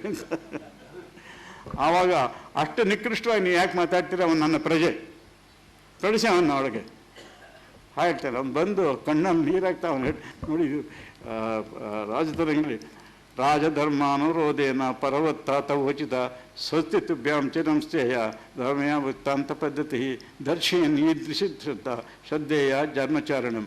ಅವನು ಚರ್ಮಕಾರ ಸರ್ಟಿಫಿಕೇಟ್ ಕೊಡ್ತಾನೆ ರಾಜಂಗೆ, yielding to another however low adhering to the principle of rajadharma is the appropriate course for a king. ರಾಜನಿಗೆ ಚರ್ಮಕಾರನ certificate. I wish you well, may you live long establishing the supremacy of dharma. Seeing you in such faith in dharma others will also act accordingly. ಮುಂದೆ ಬರ್ತಕ್ಕಂಥ ರಾಜಗಳು ಅಧಿಕಾರಿಗಳೆಲ್ಲ ರಾಜೇ ಹೀಗೆ ಹೇಳಿದ್ಮೇಲೆ ನಾವು ಅದಕ್ಕೆ ವಿರುದ್ಧ ಹೋಗಬಾರ್ದು ಅಂತ. ಅಂಥ ಒಂದು ಸರ್ಟಿಫಿಕೇಟನ್ನು ಒಬ್ಬ ಚರ್ಮಕಾರನಿಂದ ಪಡೆದಿರ್ತಕ್ಕಂಥ ಒಬ್ಬ ರಾಜ ಅಂತಂದರೆ ಎಂಥ ಒಂದು ಶ್ರೇಷ್ಠವಾದ ರಾಜಧರ್ಮ ನಮ್ಮಲ್ಲಿತ್ತು ಅಂತ ಗೊತ್ತಾಗುತ್ತೆ. ಆಮೇಲೆ ಪ್ರಜೆಗಳಿಗೆ ಹಣ ಹೇಗೆ ಸಂಗ್ರಹ ಮಾಡಬೇಕು, ಅದನ್ನು ರಕ್ಷಣೆ ಮಾಡಬೇಕು, ಅದರ ಬಗ್ಗೆ ಸಂಪೂರ್ಣವಾದಂಥ ರಾಜಧರ್ಮದಲ್ಲಿ ಎಲ್ಲ ನಿಯಮಗಳಿದೆ. ಆಮೇಲೆ ಈ ಆಫೀಸಸ್ 18 ಆಫೀಸಸ್ ಕಚೇರಿ ಇತ್ತಂತೆ, ಅದು ಕೂಡ ನಮ್ಮ ಎಜುಕೇಷನ್ ಸಿಸ್ಟಮ್ಗೆ ಯಾರಿಗೂ ಗೊತ್ತಿಲ್ಲ. ಕರ್ಮಸ್ಥಾನಾನಿ ಧರ್ಮಾನಿ ತೇನಾಷ್ಟದಶಕೃತ ತತಃಪ್ರಭೃತಿ ಭೂಪೇನ ಕೃತಾದ ಯುಧಿಷ್ಠಿರೀತಿ. ಕಿಂಗ್ ಜಲೌಕ ಅಂತ about 2000 years earlier to Christian era, ಅಂದರೆ ಅಬೌಟ್ 4000 years ಅಂತ ಇಟ್ಕೊಳ್ಳಿ. ಅವನು created 18 departments and it was the same as that of Yudhishthir of Mahabharata ಅಂತ ಬರ್ತಾರೆ. ಆ 18 ಡಿಪಾರ್ಟ್ಮೆಂಟಲ್ಲಿ Yudhishthira the eldest of the 5 Pandavas had the hero of the Maharashtra ಇದು model of a just rural 18 department ಮಾಡಿದ್ನಂತೆ. ಅದನ್ನು ಕಾಶ್ಮೀರದಲ್ಲಿ ಮಾಡಿದ್ದಾರೆ. ಕಾಶ್ಮೀರ ನಮ್ಮ ದೇಶದ ಭಾಗ, ಅವಿಭಾಜ್ಯ ಅಂಗ ಆಗಿತ್ತು. ಇವತ್ತಿನ ಒಂದು ದಯನೀಯವಾದ ಸ್ಥಿತಿ ಬೇರೆ. ಅಲ್ಲಿ 18 ಡಿಪಾರ್ಟ್ಮೆಂಟ್ಸ್ ಯಾವ್ಯಾವುದು ಪ್ರತಿಯೊಂದು ಕೂಡ ಕೊಟ್ಟಿದ್ದಾರೆ ಇದರಲ್ಲಿ ನೋಡಿ. ಮಂತ್ರಿ, ಕೌನ್ಸಿಲರ್, ಪುರೋಹಿತ, ಪಾಂಟಿಫ್, ಯುವರಾಜ, ಹೀರ್ ಅಪರೆಂಟ್, ಸೇನಾಪತಿ, ಜನರಲಿಸಿಮು, ದ್ವಾರಪಾಲ, ಚೇಂಬರ್ಲಿಯನ್, ಅಂತರ್ವೇಶಕ, steward of the royal household, ಈ ರೀತಿ 18 ಡಿಪಾರ್ಟ್ಮೆಂಟ್, ಫಾರೆಸ್ಟ್ ಡಿಪಾರ್ಟ್ಮೆಂಟ್ ಎಲ್ಲ ಇದೆ. ಅದನ್ನೇ ಹಿಂದಿನ ಆರ್.ಎನ್. ಸಿಂಗ್ ಬರೀತಾರೆ, the same pattern was followed by all princes in the even in 20th century, 19th and 20th ಅಂತ. ಅದಕ್ಕೆ ಉದಾಹರಣೆ ಅಂದರೆ ನಮ್ಮ ಮೈಸೂರು ಅಟಾರ ಕಚೇರಿ. ಈ ಬೆಂಗಳೂರಿನಲ್ಲಿ ಅಟಾರ ಕಚೇರಿ ಇದೆಯಲ್ಲ, ಎಷ್ಟು ಜನಕ್ಕೆ ಈ ಅಟಾರ ಕಚೇರಿ ಹೆಸರು ಯಾಕೆ ಬಂತು ಅಂತ. ಅಟಾರ ಕಚೇರಿ ಬಂದಿರೋದು ಮಹಾಭಾರತ, ಕಾಶ್ಮೀರ, ರಜತರಂಗಿಣಿ. ಮಹಾಭಾರತದಲ್ಲಿ ಯುಧಿಷ್ಠಿರ ಇವಾಗ ಡಿಪಾರ್ಟ್ಮೆಂಟ್ಗಳು ಜಾಸ್ತಿ ಆಗಿರ್ಬೋದು, ಆದರೆ ಬೇಸಿಕ್ 18 ಡಿಪಾರ್ಟ್ಮೆಂಟ್ ಏನಿತ್ತು ಅದನ್ನೇ ಉಟ್ಕೊಂಡಿದ್ರು. ಅದೇ ಬಿಲ್ಡಿಂಗ್ನಲ್ಲಿ ಇವತ್ತಿನ ಸಹ ಸೆಕ್ರೆಟ್ರಿಯೇಟ್ ಎದುರುಗಡೆ ಬಿಲ್ಡಿಂಗ್ ಹೋಗಿದ್ರು. Whole of the high court in Bangalore is in the Attara Kacheri ನೋಡಿ. ಆಚಾರ ಕಚೇರಿ ಈಗ ರಾಜಸ್ಥಾನ್ ಬೇರೆ ಬೇರೆ ಎಲ್ಲ ಪ್ರಿನ್ಸಸ್ ರೂಟ್ನಲ್ಲಿ ಎಲ್ಲ ಸ್ಟೇಟ್ ಸೆಕ್ರೆಟ್ರಿಯೇಟಿಗೆ ಅಟಾರ ಕಚೇರಿ ಅಂತಕ್ಕಂಥ ಹೆಸರಿದೆ. ಅಷ್ಟೊಂದು ಅಡ್ವಾನ್ಸ್ ಆಗಿತ್ತು ನಮ್ಮ ಸಿಸ್ಟಮ್. ಅಂದರೆ advice by the council of ministers ಬಹಳ ಮುಖ್ಯವಾದ್ದು ಅಂತಕ್ಕಂಥದ್ದಿದೆ. ಗೃಹೀತಮೇತ ನಿಪುಣೇನ ಮಂತ್ರಿನ ತ್ರಿವರ್ಗ ನಿಷ್ಪತ್ತಿ ಮುಪೈತಿ ಶಾಶ್ವತಿ. The state administered by with assistance of sagacious minister secures the three-role trivarga in an enduring manner. So you must have, ministers must be very well educated, intelligent. ಅವರ ಅಡ್ವೈಸ್ ತೊಗೊಂಡು ರಾಜ್ಯಭಾರ ಮಾಡಿದರೆ ತ್ರಿವರ್ಗ ಚೆನ್ನಾಗಿ ಇಂಪ್ಲಿಮೆಂಟ್ ಆಗುತ್ತೆ ಅಂತಕ್ಕಂಥದ್ದು ಹೇಳಿ. ಆಮೇಲೆ ಯಾವ ರೀತಿ ಅಡ್ಮಿನಿಸ್ಟ್ರೇಷನ್ ಆಫ್ ಕ್ಯಾಪಿಟಲ್ ಆಗಿತ್ತು. ಫಾರಿನ್ ಪಾಲಿಸಿ ಕೂಡ ಹೇಳಿದ್ದಾರೆ. ಒಬ್ಬ ರಾಜ ಅವನೇನಾದ್ರು ಅನ್ಯಾಯ ಮಾಡಿ ನೀವು ಅವನ ಮೇಲೆ ಯುದ್ಧ ಮಾಡಿ ಅವನ್ನು ಕೊಂದ್ಬೋದು. ಆದರೆ ಜನಗಳೇನು ಮಾಡಿದ್ದಾರೆ ತಪ್ಪು. ರಾಜಧರ್ಮ ಹೇಳುತ್ತೆ ಅದನ್ನು ಒಬ್ಬ ರಾಜ ತಪ್ಪು ಮಾಡಿದಾನಂತಂದ್ರೆ ಅವನ ಶಿಕ್ಷೆ ಮಾಡೋದ್ ಬದಲು ಜನಗಳಿಗೆ ಶಿಕ್ಷೆ ಕೊಡಬೇಡಿ ಅಂತಕ್ಕಂಥ ತತ್ವ ನಮ್ಮ ಫಾರಿನ್ ಪಾಲಿಸಿನಲ್ಲಿದೆ.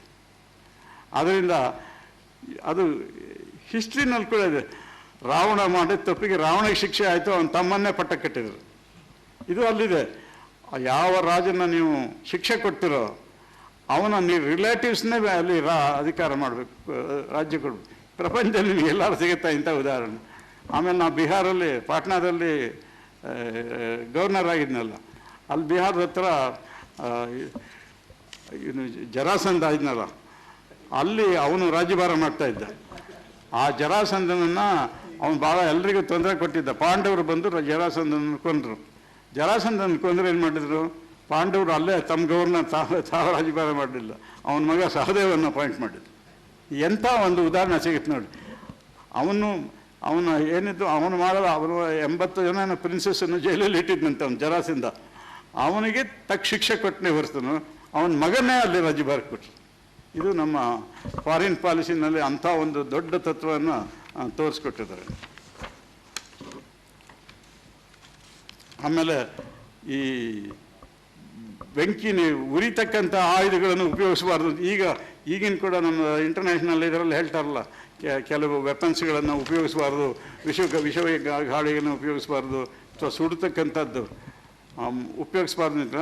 ಅಂಥ let not king strike with concealed weapons nor weapons which are barbed poisoned. ನೋಡಿ, ವಿಷ ಪ್ರಯೋಗ ಕೂಡ ಮಾಡಿಕೊಡ್ದು. Are the points which are blazed. ಇದು ರಾಜಧರ್ಮದಲ್ಲಿ ಯುದ್ಧ ಮಾಡಬೇಕಾದ್ರೆ ಅದು ಧರ್ಮ ಅಂದರೆ. ಈವನ್ ಯುದ್ಧ ಮಾಡಬೇಕಾದ್ರೆ ಕೂಡ ಧರ್ಮವನ್ನು ಅನುಸರಿಸಬೇಕು ಅಂತಿದೆ.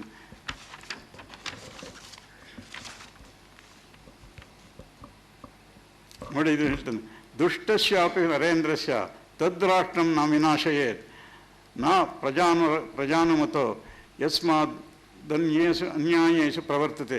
Even when the conquered king has acted wrongly, and the conqueror should not ruin his country, since he would not have had the concurrence of his. ಸೀತೆಯನ್ನು ಕದ್ಕೊಂಡು ಹೋಗೋಕ್ಕೆ ಜನಗಳು ಅವರಿಗೆ ಒಪ್ಪಿಗೆ ಕೊಟ್ಟಿದ್ರು. ಇಲ್ಲ, ಅವರ ಅಪರಾಧ ಮಾಡಿದ್ದಕ್ಕೆ ಅವ್ರಿಗೆ ಶಿಕ್ಷೆ ಆಗಬೇಕು ಹೊರತು ಅವರು ತಮ್ಮ ಮಗನಿಗೆ ಕೂಡ ಶಿಕ್ಷೆ ಆಗಬಾರ್ದು ಅಂತಕ್ಕಂಥ ಒಂದು ದೊಡ್ಡ ತತ್ವವನ್ನು ಹೇಳಿದೆ.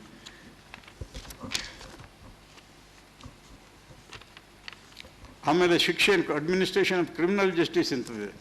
ಪಿತಾಚಾರ್ಯ ಸ್ವನ್ಮತ ಭಾರ್ಯ ಪುತ್ರ ಪುರೋಹಿತ ನಾದಂಡ್ಯೋ ನಾಮರಾಜ್ಞೋಸ್ತಿ ಸ್ವ ನ ಧರ್ಮ ನ ತಿಷ್ಠತೆ. ತಂದೆ ಆಗಲಿ, ಆಚಾರ್ಯ ಗುರು ಆಗಲಿ, ಸುಹನ್ಮ ಫ್ರೆಂಡ್ ಆಗಲಿ, ತಾಯಿ ಆಗಲಿ, ಪತ್ನಿ ಆಗಲಿ, ಮಗನಾಗಲಿ ಅಪರಾಧವನ್ನು ಮಾಡಲಿಕ್ಕೆ ಅದಕ್ಕೆ ಶಿಕ್ಷೆ ಕೊಡಲೇಬೇಕು. ಕೊಡದೇ ಹೋದರೆ ಅಲ್ಲಿ rule of law will not remain. ನೋಡಿ, ಈಗ ಎಷ್ಟೋ ಜನ ಇನ್ಫ್ಲೂಯೆನ್ಸ್ ಇರೋರು ತಪ್ಪಿಸ್ಕೊಂಡ್ಬಿಡ್ತಾರಲ್ಲ, ಆ ಥರ ಮಾಡ್ತಾ ಹೋದರೆ ರಾಜ್ಯದಲ್ಲಿ ಶಾಂತಿ ಸುಖ ಇರೋದಿಲ್ಲ ಅಂತಕ್ಕಂಥದ್ದನ್ನು ರಾಜಧರ್ಮದಲ್ಲಿ ಹೇಳಿದ್ದಾರೆ. ಇಲ್ಲಿ ನಿಮಗೆ ಹತ್ತಿರದಲ್ಲಿ ಉದಾಹರಣೆ ರಾಜ ನೃಪತುಂಗ. ಇಲ್ಲಿ ನೃಪತುಂಗ ರಸ್ತೆ ಬೆಂಗಳೂರಿನಲ್ಲಿದೆ. ಇಲ್ಲಿ ರಾಜ ನೃಪತುಂಗನ ಮಗ ರಾಷ್ಟ್ರದ್ರೋಹ ಮಾಡಿದಂತೆ, ಅವನಿಗೆ ಡೆತ್ ಸೆಂಟೆನ್ಸ್ ಕೊಟ್ಟನಂತೆ ರಾಜ ನೃಪತುಂಗ. ಆಮೇಲೆ ಜನಗಳು ಹೋಗಿ ಅವನಿಗೆ ಅಪೀಲ್ ಕೊಟ್ಟರು, ಸರಿ ನೀನು ಮಾಡಿರೋದು, ಆದರೆ ಮುಂದೆ ನೆಕ್ಸ್ಟ್ ನಮಗೆ ರೂಲರ್ ಇಲ್ವಲ್ಲ, ಆದ್ದರಿಂದ ಕ್ಷಮಾದಾನ ನಮ್ಮ ಪಾರ್ಲಿಮೆಂಟ್ ಕಾನ್ಸ್ಟಿಟ್ಯೂಷನಲ್ಲಿ ಇದಿಲ್ಲ ಕ್ಷಮಾದಾನ, ಆ ಕ್ಷಮಾದಾನವನ್ನು ಕೊಡಿ ಅಂತ ಹೇಳಿ ಕೇಳಿದಾಗ ಆ ಜನಗಳ ಬೇಡಿಕೆಗೆ ಅವನು ಮಾಡಿದ ಶಿಕ್ಷೆಯನ್ನು ರದ್ದು ಮಾಡಿದಂತೆ. ಅದಕ್ಕೆ ಬಹುಶಃ ಕೃತಜ್ಞತೆಯಿಂದ ಬೆಂಗಳೂರಿನಲ್ಲಿ ರಾಜ ನೃಪತುಂಗ ರಸ್ತೆ ಅಂತ ಇಟ್ಟಿದ್ದಾರೆ. ರಾಜ ನೃಪತುಂಗನಂಥ ಉದಾಹರಣೆಗಳು ನಮಗೆ ಬೇರೆ ಎಲ್ಲರೂ ಸಿಗುತ್ತೆ. ಅದೇ ರೀತಿ ಕೊನೆಯದು ಒಂದು ಈ ರಾಮಾಯಣದ ವಿಷಯದಲ್ಲಿ ಒಂದು ಮಾತನ್ನು ಹೇಳಿ ನನ್ನ ಮಾತು, ಅದು ರಾಜಧರ್ಮದ ವಿಷಯ ಬರುತ್ತೆ. ನಮ್ಮೆಲ್ಲರಿಗೂ ಏನಿದೆ ಅಂತಂದರೆ, ಅಣ್ಣ ತಮ್ಮಂದರು ರಾಮ ಲಕ್ಷ್ಮಣ ಅವರು ಅಣ್ಣ ತಮ್ಮಂದರ ಪ್ರೀತಿ, ಅದರ ಮೇಲೆ ರಾಮನಿಗೆ ಪಟ್ಟಾಭ ಕಟ್ಟಬೇಕು ಅಂತ ಹೇಳಿ ಅದಲ್ಲ, ಅದು ನಿಜ. ಅದರಲ್ಲಿ ರಾಜಕುಲೇತು ಬಹವ ಪುರುಷ ಯದಿ ಸಂತಹಿ ತಸ್ಮಾತ್ ಜ್ಯೇಷ್ಠೋ ಭವೇದಜ ಶೇಷಾತ್ ತತ್ಕಾರ್ಯಸತೆ. ಇದು ಶುಕ್ರನೀತಿ ಅಂತ, ಇದು ಮಹಾಭಾರತಕ್ಕಿಂತ ಹಳದು. ಅದರಲ್ಲಿ ಏನು ಹೇಳಿದೆ ಅಂದರೆ, ಯಾವುದಾದ್ರೂ ರಾಜ್ಯದಲ್ಲಿ ಒಬ್ಬ ರಾಜನಿಗೆ ಒಬ್ಬರಿಗಿಂತ ಹೆಚ್ಚಿಗೆ ಗಂಡು ಮಕ್ಕಳಿದ್ದಲ್ಲಿ ಜ್ಯೇಷ್ಠ ಪುತ್ರನೇ ಅಧಿಕಾರಿ ಆಗಬೇಕು, ಬೇರೆಯವರು ಅವನಿಗೆ ಸಹಾಯಕರಾಗಿರಬೇಕು, ಡಿಸಿಡೆಂಟ್ಸ್ ಅಲ್ಲ. ಹಾಗೆ ಅಂತ ನೋಡಿ, 4 ಜನ ದಶರಥನಿಗೆ ಮಕ್ಕಳಿದ್ದರು. ಅವನು ದಶರಥ ಸಂದರ್ಭಕ್ಕೆ ಕೈಕೇಯಿ ಮಾತಿಗೆ ಸಿಗಾಕೊಂಡ್ಬಿಟ್ಟು ರಾಮನ ಕಾಡೆ ಕಳಿಸ್ಬಿಟ್ಟು, ಆ 3 ಜನ ಬರೋದು ಇದೇ ಚಾನ್ಸ್ ನನಗೆ ಅಂತ ಹೇಳ್ಬಿಟ್ಟು ಬರ್ತಾ ಆಗಲಿ ಯಾರಾಗಲಿ ಇದು ಮಾಡಲಿಲ್ಲ. ಅವ್ರು ಹೇಳಿದರು, ವಶಿಷ್ಠ ಋಷಿಗಳು ಅವರೆಲ್ಲ ಅವನಿಗೆ ಹೇಳಿದ್ರು, ನೀನು ನಿಮ್ಮ ತಂದೆ ವಾಕ್ಯವನ್ನು ಪಿತೃವಾಕ್ಯವನ್ನು ಪರಿಪಾಲನೆ ಮಾಡಬೇಕು, ನೀನೇ ಪಟ್ಟಾಭಿಷೇಕ ಮಾಡ್ಕೊ ಅಂದಾಗ ಅವನು ವಶಿಷ್ಠರಿಗೆ ಭರತ ಕೇಳ್ತಾನೆ, ನೀವು ನಮ್ಮ ಕುಲಪುರೋಹಿತರು, ಮಂತ್ರಿಗಳು, ಪ್ರಧಾನಮಂತ್ರಿಗಳು, ನಿಮಗೆ ರಾಜಧರ್ಮದ ಏನಾರು ಗೊತ್ತಿದೆಯಾ ನಿಮಗೆ ಅಂತ. ಎಂಥ ಒಂದು ಪ್ರಸಂಗ. ಆ ವಶಿಷ್ಠ ನೊಡಿಗೋಗ್ಬಿಡ್ತಾರೆ. ರಾಜಕುಲೇತು ಬಹು ಪುರುಷ ಸಂತಿ ತಸ್ಮಾತ್ ಜ್ಯೇಷ್ಠೋ ಭವೇದ್ ರಾಜ, ಜ್ಯೇಷ್ಠ ಪುತ್ರನೇ ಆಗಬೇಕು ಅಂತಿದೆಯಲ್ಲ, ನೀವು ನಮಗೆ ಅಡ್ವೈಸ್ ಮಾಡ್ತಿರಲ್ಲ, ಎರಡನೇವನಿಗೆ ರಾಜ್ಯಭಾರ ಮಾಡ್ಕೊಂಡು ನೀವು. ಆವಾಗ ಆ ರಾಮಾಯಣ ಸೀರಿಯಲ್ ಬಂದಿತ್ತು, ನಾನು ಭಾಳ ಹುಷಾರು ನೋಡ್ತಾ ಇದ್ದೆ. ವಶಿಷ್ಠರು ಭರತನ ನಮಸ್ಕಾರ, ಜೋ ಭರತ್ ಕಹೇಗ ಓಹಿ ಧರ್ಮ ಹೋಗ ಅಂತ ನೋಡಿ ಅಂಥೇಳಿ ನಮಸ್ಕಾರ ಮಾಡ್ತಾನೆ. ಆಮೇಲೆ ಭರತ ಯಾವ ಕಾರಣಕ್ಕೂ ನಾನು ಸಿಂಹಾಸನ ನಾನು ಒಪ್ಕೊಳ್ಳಲ್ಲ ಅಂತ. ಅದು ನನ್ನ ರೀಸೆಂಟಲ್ಲಿ ರಾಮಾಯಣ ಇದರಲ್ಲಿ ನಾನು ಒಂದು ಆರ್ಟಿಕಲ್ ಬರೆದು ಅಲ್ಲಿ ಹೇಳಿದ್ದೆ. ಎಲ್ಲ ಕಾಡಿಗೆ ಹೊಂಟೋಗ್ತಾರೆ, 3 ಜನ ಬ್ರದರ್ಸು ಎಲ್ಲರೂ ಹೋಗ್ಬಿಟ್ಟು ರಾಮನಿಗೆ ಹೇಳ್ತಾರೆ, ನೀನು ಬರದೇ ಹೋದರೆ ನಾನು ಖಂಡಿತ ಸಿಂಹಾಸನದಲ್ಲಿ ಕೂರೋದಿಲ್ಲ ಅಂತ ಹಠ ಮಾಡಿದ್ಮೇಲೆ ಕೊನೆಯಲ್ಲಿ ರಾಜಿ ಏನಂದರೆ, ಭರತ ಪಾದುಕ ಅನ್ನು ಕೊಡು, ನಿನ್ನ ಪಾದುಕೆ ಕೊಡು, ಅದನ್ನು ತಲೆ ಮೇಲೆ ಇಟ್ಕೊಂಡು ಹೋಗಿ ಅಯೋಧ್ಯೆನೆಲ್ಲ ಅರಮನೆ ಕಾಡಿರೋಲ್ಲ, ಹೊರಗಡೆ ನಂದಿಗ್ರಾಮದಲ್ಲಿದ್ದು 14 ಇಯರ್ಸ್ ರೂಸ್ ಮಾಡ್ತೀನಿ. ಆ 14 ಇಯರ್ಸ್ ಮುಗಿತಿದ್ದಂಗೆ ನೀವು ಬಂದ್ಯೋ ಇಲ್ಲದೇ ನಾನು ಅವತ್ತಿನ ದಿವಸ ನಾನು ಆತ್ಮಾಹುತಿ ಮಾಡ್ಕೋತೀನಿ ಅಂತ ಹೇಳ್ತೀನಿ. ಅದಕ್ಕೆ ಇವಷ್ಟು ಸಹಸ್ರ ವರ್ಷಗಳಾದರೂ ಕೂಡ ರಾಮಾಯಣಕ್ಕೆ ಅಷ್ಟೊಂದು ಆ ಪಾದುಕ ಪಟ್ಟಾಭಿಷೇಕ ಇವತ್ತು ಮಾಡ್ತೀವಲ್ಲ, ಅದರಲ್ಲಿದೆ ರಾಜಧರ್ಮ. ಅಂದರೆ ಕಾನ್ಸ್ಟಿಟ್ಯೂಷನ್ ಪ್ರಕಾರ ಏನಿದೆ ಅದರ ವಿರುದ್ಧವಾಗಿ ಏನನ್ನು ಪಡಿಬಾರ್ದು ಅಂತಕ್ಕಂಥ ತತ್ವ ಅದರಲ್ಲಿದೆ. ಅದನ್ನು ರಾಮಾಯಣ ತೋರಿಸ್ಕೊಡ್ತೀನಿ. ಆ ರೀತಿಯಲ್ಲಿ ಯಾವುದೇ ವಿಚಾರವನ್ನು ತೆಗೆದುಕೊಳ್ಳಿ, ನಮ್ಮ ಧರ್ಮ ಇವತ್ತಿನ ದಿವಸ ಅದೇ ಲಾ, ರಾಜಧರ್ಮನೇ ಕಾನ್ಸ್ಟಿಟ್ಯೂಷನ್ ಅಲ್ಲ. ಪ್ರತಿಯೊಂದು ವಿಷಯದಲ್ಲೂ ಕೂಡ ನಮ್ಮ ಲಾ ಎಲ್ಲ ಪ್ರತಿಯೊಂದು ಕೂಡ ಇಟ್ ಈಸ್ ಮರ್ಜ್ಡ್ ಇನ್ ರಾಜಧರ್ಮ. ಅದನ್ನು ನಮ್ಮ ಎಜುಕೇಷನ್ ಸಿಸ್ಟಮಲ್ಲೂ ನಾವು ಹೇಳ್ಕೊಡ್ತಾ ಇಲ್ಲ, ಅದರ ಒಂದು ಸಂಸ್ಕಾರವನ್ನು ನಾವು ಕೊಡ್ತಾ ಇಲ್ಲ. ಅದು ಎಲ್ಲಿವರೆಗೆ ಆಗೋದಿಲ್ಲ, ಅದನ್ನು ಖಂಡಿತ ಮಾಡಲಿಕ್ಕಲ್ಲ. ಅದನ್ನೇ ನಾನು ಇದರಲ್ಲಿ ಪ್ರೈಮ್ ಮಿನಿಸ್ಟ್ರಿಗೆ ಅವರಿಗೆಲ್ಲ ಲೆಟ್ರ್ ಬರೆದು commemorate 150th anniversary of Swami Vivekananda in a befitting manner, ಆ ಎಜುಕೇಷನ್ ಸಿಸ್ಟಮ್ ಅದನ್ನೆಲ್ಲ ಹೇಳಿಬಿಟ್ಟು ಕೊನೆಯಲ್ಲಿ ಹೇಳಿದ್ದೀನಿ. Purpose of dharma have also been explained by the supreme court in the case of Narayan Dikshit ಅವಾಗ ಓದಿದ್ನಲ್ಲ, incorporating dharma in the school college curriculum is the best way to commemorate 150th anniversary Swami Vivekananda. ಈ ಧರ್ಮ ಅನ್ನೋ ಏನೋ ಅದನ್ನು ರಿಲಿಜನ್ ಅಂದಂತೂ ಮತ ಅಂತ ಹೇಳಿ ಕುಲುಗೆಡಿಸ್ಬಿಟ್ಟಿದ್ದಾರೆ ಆ ಪದನ. ಆ ಧರ್ಮಕ್ಕೆ ಸಮನಾದಂಥ ಕಾಣೆಯವರಂತ ಭಾರತ ರತ್ನ ಹೇಳ್ತಾರೆ, there is no equivalent word to dharma in any other language of the world ಅಂತ. It is a code of conduct for all, code of conduct not only for human beings, it is also applicable to non human beings also. ಆ ರೀತಿಯಲ್ಲಿ ನಾವು ಧರ್ಮವನ್ನು ಸರಿಯಾದ ರೀತಿಯಲ್ಲಿ ಅರ್ಥ ಮಾಡಿಕೊಂಡು ಸರಿಯಾದ ರೀತಿಯಲ್ಲಿ ನಮ್ಮ ಮಕ್ಕಳನ್ನ ಎಜುಕೇಟ್ ಮಾಡಿದ್ರೆ ಇನ್ನೊಂದು 30 ವರ್ಷದ ಮೇಲೆ ನಮ್ಮ ದೇಶಕ್ಕೆ ಏನಾದ್ರು ಒಳ್ಳೇದು. ಒಂದು ಜನ್ರೇಷನ್ ಬೇಕು ಬರಬೇಕಾದ್ರೆ. ಇವತ್ತಿಂದ ಸ್ವಾತಂತ್ರ್ಯ ಬಂದ ಮೇಲೆ 2 ಜನ್ರೇಷನ್ ಆಯಿತು, ಅವ್ರಿಗೇನು ಗೊತ್ತಿಲ್ಲ ಧರ್ಮ ಅಂದರೆ ತ್ರಿವರ್ಗ ಅಂದರೆ ಯಾವ ಅಂಗಡಿಯಲ್ಲಿ ಸಿಗುತ್ತೆ ಅಂತಾರೆ. ಆಮೇಲೆ ಇನ್ನೊಂದು ಕೊನೆ ಹೇಳಬೇಕು ಅಂತಂದರೆ, ನಾನು ಸುಪ್ರೀಂ ಕೋರ್ಟಿಗೆ ಹೋಗಿ ಎಲ್ಲ ಕೋರ್ಟಲ್ಲಿ ನೋಡಿ, ಪ್ರತಿಯೊಂದು ಕೋರ್ಟಲ್ಲಿ ನೋಡಿ ಯಥೋ ಧರ್ಮಸ್ತಥೋ ಜಯ ಅಂತಿದೆ. ಸತ್ಯಮೇವ ಜಯತೆ ಇಲ್ಲ,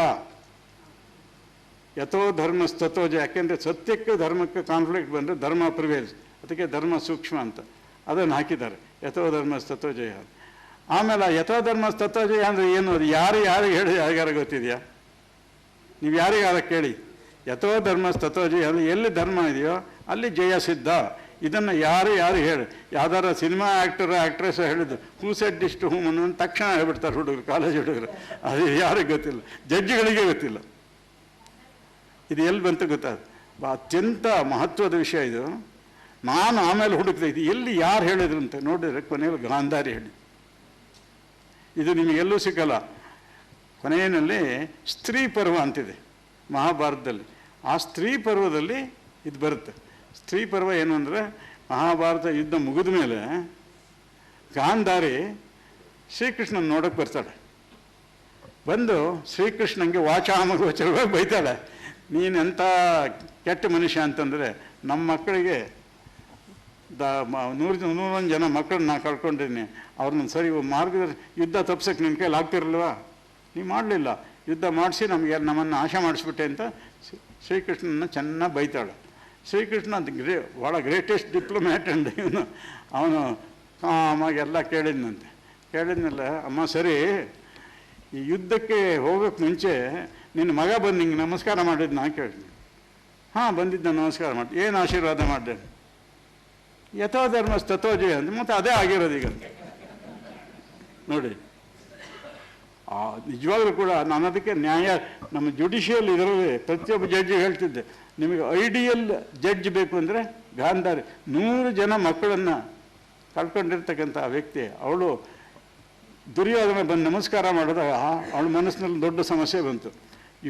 ಅವನು ಮಾಡಿರ್ತಕ್ಕಂಥದ್ದೆಲ್ಲ ಅಧರ್ಮ ಅನ್ನೋದು ಅವಳಿಗೆ ಗೊತ್ತಿತ್ತು. ಆದ್ದರಿಂದ ಯುದ್ಧದಲ್ಲಿ ಗೆದ್ದು ಬಾ ಅಂತ ಹೇಳಕ್ಕೆ ಅವಳು ಬಾಯಿ ಬರಲಿಲ್ಲ. ಸೋತು ಹೋಗು ಅನ್ನೋದಕ್ಕೆ ತಾಯ್ತನ ಒಪ್ಪೋದಿಲ್ಲ. ಅದಕ್ಕೋಸ್ಕರ ಡಿಪ್ಲೊಮ್ಯಾಟಿಕ್ ಆಗಿ ಯಥೋ ಧರ್ಮಸ್ತಥೋ ಜಯ ಅಂತ ಹೇಳಿ ಧರ್ಮಕ್ಕೆ ಜಯಿಸಿದ್ದ ಅಂತ ನೋಡಿ. ಇವತ್ತು it has entered this emblem. Supreme court ನಿಮಗೇನಾದ್ರು ಸರ್ಟಿಫೈಡ್ ಕಾಪಿ ತಂದರೆ ನೋಡಿ, ಅದರೊಳಗೆ ಇರುತ್ತೆ ಯಥೋ ಧರ್ಮಸ್ತಥೋ ಜಯ ಅಂತ. ಅದು ಗೊತ್ತೇ ಇಲ್ಲ ಅದು. ಅದು ಯಾಕೆ ಯಾವ ಸಂದರ್ಭದಲ್ಲಿ ಬಂತು ಅನ್ನೋದು ಗೊತ್ತಿಲ್ಲ. ಇಂಥ ಒಂದು ಶ್ರೇಷ್ಠವಾದಂಥ ಧರ್ಮಕ್ಕೆ ನಮಗೆ ಉನ್ನತ ಸ್ಥಾನ. ಸತ್ಯಕ್ಕಿಂತ ಒಂದು ಉದಾಹರಣೆ ಕೊಡ್ತೀನಿ ನಾನು ಮಾತಾಡೋಕ್ಕೆ. ಸಾಧಾರಣ ಯಾವುದೋ ಒಬ್ಬಳು ಯಾತ್ರಿಕರು ಕಾಶಿ ಯಾತ್ರೆಗೆಲ್ಲ ಹೋಗ್ತಾ ಇರ್ತಾರೆ ಮಧ್ಯಪ್ರದೇಶದ ಕಾಡಿನಲ್ಲಿ. ಆವಾಗ ಗೂಂಡಾಗಳು ಅವನ್ನ ಅಟ್ಯಾಕ್ ಮಾಡಿ ಕೊಲೆ ಮಾಡಿ ಹಣ ತಗೋಬೇಕು ಅಂತ ಪ್ರಯತ್ನ ಮಾಡ್ತಿರ್ತಾರೆ. ಆ ಸಂದರ್ಭದಲ್ಲಿ ಅವರೆಲ್ಲೋ ಒಂದು ಕಡೆ ಅಡ್ಕೊಂಡಿರ್ತಾರೆ. ಒಬ್ಬ ಸನ್ಯಾಸಿನ ಯಾರನ್ನ ಬಂದುಬಿಟ್ಟು, ಇಲ್ಲೊಂದು ಜನ ಬಂದ್ರಲ್ಲ ಯಾತ್ರಿಕರು, ಅವರೆಲ್ಲ ಹೋದ್ರು ಗೊತ್ತಾ ನಿಮಗೆ ಅಂದೆ. ಅವನಿಗೆ ಗೊತ್ತಿರುತ್ತೆ. ಸತ್ಯ ಹೇಳಿದ್ರೆ ಏನಾಗುತ್ತೆ, ಆವಾಗ ಕೊಲೆ ಆಗುತ್ತೆ. ಆವಾಗ ಧರ್ಮ ಪ್ರಿವೇಲ್ಸ್. ಅದೇ ರೀತಿ ಒಬ್ಬ ಸ್ತ್ರೀ ಮೇಲೆ ಅತ್ಯಾಚಾರ ಮಾಡಬೇಕು ಅಂತ ಒಬ್ಬರು ಅಟ್ಟಿಸ್ಕೊಂಡು ಹೋಗ್ತಿರ್ತಾರೆ ಗೂಂಡಾಗಳು. ಅವಳು ಒಂದು ಕಡೆ ಹೋಗಿ ಅಡಕೊಂಡಿರ್ತಾಳೆ, ನಿಮ್ಗೆ ಗೊತ್ತಿರುತ್ತೆ, ಅಥವಾ ನಿಮ್ಮ ಮನೆಯಲ್ಲೇ ಬಂದಿರ್ಬೋದು. ಬಂದಿದ್ದಾಗ ಇಲ್ಲೊಬ್ಳು ಹುಡುಗಿ ಬಂದಲ್ಲ ಎಲ್ಲೋದ್ರೆ ನಮಗೆ ಗೊತ್ತಿಲ್ಲಪ್ಪ, ಈ ಕಡೆ ಯಾರು ಬಂದಿಲ್ಲ ಅಂತ ಹೇಳ್ತೀನಿ. ಅಕಸ್ಮಾತ್ ಇಲ್ಲ ನೋಡಿ ಇದೇ ರೂಮಲ್ಲಿ ಇದ್ದಾಳೆ ಅಂತ ಹೇಳಿ ಏನಾಗುತ್ತೆ ಗತಿ ನೋಡಿ. ಆ ಧರ್ಮ ಸೂಕ್ಷ್ಮ ಇದೆಯಲ್ಲ, ಅದು ಒಂದು ಸತಿ ನಾರಿಮನ್ ಹತ್ರ ನಾವು ಮಾತಾಡ್ತಿದ್ದಾಗ ನೋನು ಸತ್ಯಕ್ಕಿಂತ ಧರ್ಮ ಶ್ರೇಷ್ಠ ಆಗಲಿಕ್ಕೆ ಸಾಧ್ಯವಿಲ್ಲ ಅಂತೀವಿ. 2 ಉದಾಹರಣೆ ಕೊಟ್ಟು ಯು ಆರ್ ರೈಟ್, ಧರ್ಮ ಇಸ್ ಸುಪ್ರೀಂ. ಅಂದರೆ ಯಾವುದನ್ನು ಹೇಳೋದ್ರಿಂದ ಅನಾಹುತ ಆಗುತ್ತೋ ಅದನ್ನು ತಪ್ಪಿಸೋದು ಧರ್ಮ. ಆ ರೀತಿಯಲ್ಲಿ ಅಂಥ ವ್ಯಾಪಕವಾದ ಧರ್ಮ, ಅದೇ ನಮ್ಮ ಎಲ್ಲ ಲೀಗಲ್ ಸಿಸ್ಟಮಿಗೂ ಧರ್ಮನೇ ಆಧಾರ. ಧರ್ಮರಹಿತವಾದರೆ ಅದು ಕಾನೂನೇ ಅಲ್ಲ. ಆ ಎಲ್ಲ ವ್ಯವಸ್ಥೆನೂ ಮಾಡಿದೆ ನಮ್ಮ ಸ್ಟಾರ್ಟಿಂಗ್ ಸರ್ಕಾರ ನಡೆಸೋದ್ರಿಂದ ಹಿಡಿದು ಕೊನೆಯವರೆಗೆ ವಿದೇಶಾಂಗ ನೀತಿವರೆಗೂ ಕೂಡ ಎಲ್ಲದನ್ನು ಕೂಡ ಕವರ್ ಮಾಡಿದ್ದಾರೆ. ನ್ಯಾಯಾಂಗ ಜುಡಿಷಿಯರಿ ಬಗ್ಗೆ ಇದೆ, ಅದೆಲ್ಲ ನನ್ನ ಪುಸ್ತಕದಲ್ಲಿ ಅದು 1000 ಪುಟದ ಪುಸ್ತಕ, ಅದೆಲ್ಲ ಹೇಳೋಕ್ಕೆ ಅದರಲ್ಲೂ ಸ್ವಲ್ಪ ಜಾಸ್ತಿ ಟೈಮ್ ತೊಗೊಂಡಿದ್ದೀನಿ. ತೊಗೊಂಡ್ರೂ ಒಂದು ಚಿತ್ರ ಕರೆಕ್ಟ್ ಚಿತ್ರ ಕೊಡಬೇಕು ಅನ್ನೋ ದೃಷ್ಟಿಯಿಂದ ಎಷ್ಟು ವ್ಯಾಪಕವಾಗಿದೆ ಧರ್ಮ ಅನ್ನೋ ಪದ.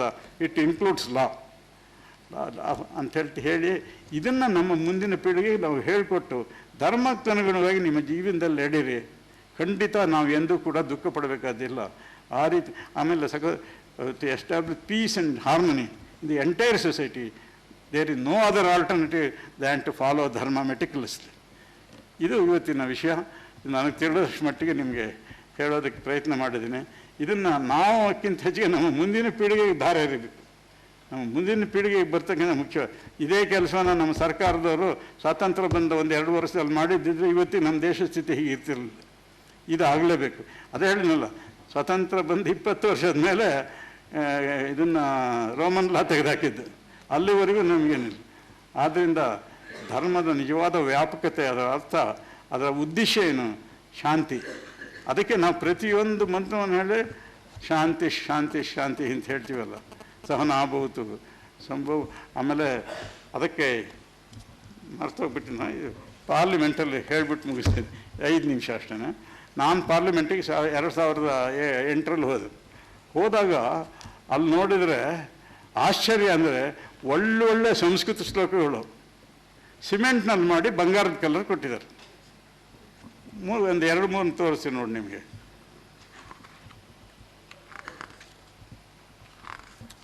ಅಹಿಂಸಾ ಪರಮೋ ಧರ್ಮ. ಯಾವ ಮನುಷ್ಯರಿಗೆ ಮಾತ್ರ ಅಲ್ಲ, ಪ್ರಾಣಿಗಳಿಗೂ ನಾವು ಹಿಂಸೆ ಮಾಡಬಾರ್ದು. ಇದು ನಮ್ಮ ದೇಶದ ರಕ್ತದಲ್ಲಿರ್ತಕ್ಕಂಥ. ಅದಕ್ಕೆ ಜಗತ್ತಿನ ಇತಿಹಾಸದಲ್ಲಿ ಯಾವುದೇ ರಾಜ್ಯದಲ್ಲಿ ಮೇಲೆ ಎಂದೂ ಆ ಯುದ್ಧವನ್ನು ಸಾರದೇ ಇರ್ತಕ್ಕಂಥ ದೇಶ ಅಂದರೆ ನಮ್ಮ ದೇಶ ಮಾತ್ರ. ಎಷ್ಟು ಬಲಾಢ್ಯವಾಗಿದ್ದಂಥ ದೇಶವಾಗಿದ್ದರೂ ಕೂಡ never waged war against any other country. ಅಹಿಂಸಾ ಪರಮೋ ಧರ್ಮ. ಆಮೇಲೆ ನೋಡಿ, ಅಯಂ ನಿಜ ಪರೋವೇತ್ತಿ ಗಣನಾ ಲಘುಚೇತಸಾಂ ಉದಾರ ಚರಿತಾನಂತೂ ವಸುಧೈವ ಕುಟುಂಬಕಂ. ಇಡೀ ಜಗತ್ತೇ ಒಂದು ಕುಟುಂಬ. ಇನ್ನೇನು ಬಂತು ಇಲ್ಲಿ? ಡಿಸ್ಕ್ರಿಮಿನೇಷನ್ ಪ್ರಶ್ನೆನೇ ಬರಲ್ಲ. ಈ ಇಡೀ ಇವರು ಯಾವುದೊಂದು ವರ್ಲ್ಡ್ ವಿಶ್ವಸಂಸ್ಥೆ ಮಾಡಿದ್ದು ಯಾವಾಗ? ಒಂದು 50-60 ವರ್ಷದ ಕೆಳಗೆ. ಇದು 1000 ವರ್ಷದ ಕೆಳಗೆ ವಿಶ್ವಸಂಸ್ಥೆ. ವಸುದೈವ ಕುಟುಂಬಕಂ ಅಂತ. ಸತ್ಯಂ ವದ ಧರ್ಮಂಚರ ಅಲ್ಲ, ಸತ್ಯವನ್ನೇ ಹೇಳಿ ಧರ್ಮವನ್ನು ಆಚರಿಸಿ. ಆಗಲೇ ಹೇಳಿದೆ, ಧರ್ಮ ಸತ್ಯ ಇದೆ ರೂಲ್, ಧರ್ಮ ಇಸ್ ಎನ್ ಎಕ್ಸೆಪ್ಷನ್. ಬಟ್ ಎಲ್ಲ ಕಡೆಯಲ್ಲೂ ಸುಳ್ಳು ಹೇಳೋಂಗಿಲ್ಲ. ಎಲ್ಲಿ ಸತ್ಯವನ್ನು ಹೇಳೋದ್ರಿಂದ ಅನಾಹುತ ಆಗುತ್ತೋ ಅದನ್ನು ಬಿಡಬೇಕು. ಇದು ನೋಡಿ, ಇದು ಎಂಥದ್ದು ಭಗವದ್ಗೀತೆಯ ಸಾರ ಸರ್ವಸ್ವ ಈ ಶ್ಲೋಕಲ್ಲಿದೆ. ನಾನು ಈ ಗೇಟಲ್ಲೇ ಹೋಗಿದ್ದು. ಸ್ವೇ ಕರ್ಮಣ್ಯ ವಿರುತಃ ಸಂಸಿದ್ಧಿ ಲಭತೇನ. ನಿಮ್ಮ ಪಾಲಿಗೆ ಏನು ಜವಾಬ್ದಾರಿ ದೇವರು ಕೊಟ್ಟಿರ್ತಾನೋ ಅದನ್ನು ಕರೆಕ್ಟ್ ಮಾಡಿ. ಸ್ಕ್ಯಾವೆಂಜರ್ ಇರ್ಬೋದು, ಕ್ಲರ್ಕ್ ಇರ್ಬೋದು, ಡೆಪ್ಟಿ ಕಮಿಷನರ್ ಇರ್ಬೋದು, ಮಿನಿಸ್ಟ್ರ್ ಇರ್ಬೋದು, ಪ್ರೈಮ್ ಮಿನಿಸ್ಟರ್ ಇರ್ಬೋದು. ನಿನ್ನ ಪಾಲಿಗೆ ಬಂದ ಕರ್ತವ್ಯವನ್ನು ಕರೆಕ್ಟಾಗಿ ಮಾಡು, you will be successful in life ಅಂತ ಭಗವದ್ಗೀತೆಯ ಸಾರ ಸರ್ವಸ್ವ ಇಲ್ಲಿದೆ.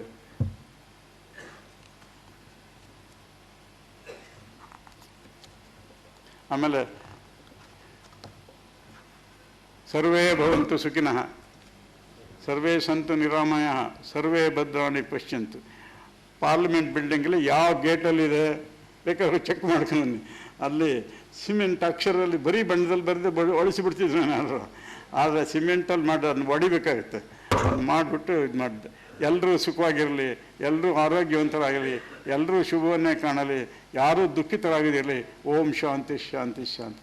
ನೋಡಿ, ನಾವು ಯಾವ ಮಂತ್ರವನ್ನು ಹೇಳಿದ ಕೊನೆಯಲ್ಲಿ ಓಂ ಶಾಂತಿ ಶಾಂತಿ ಶಾಂತಿ, ಅದು ನಮ್ಮ ರಕ್ತದಲ್ಲಿರ್ತಕ್ಕಂಥದ್ದು. ಆಮೇಲೆ ಋಗ್ವೇದ, ಇದಕ್ಕಿಂತ ಒಂದು ದೊಡ್ಡ ತತ್ವನೇ ಇಲ್ಲ. ಓಲ್ಡೆಸ್ಟ್ ಡಾಕ್ಯುಮೆಂಟ್ ಅದು.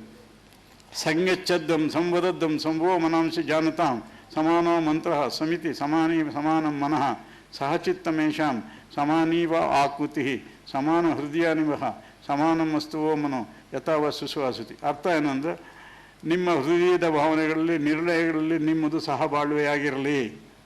ಮಿತ್ರತ್ವ ಭಾವನೆಯಿಂದ ಪರಸ್ಪರ ಮಾತನಾಡಿ, ಜಗಳಾಡಬೇಡಿ.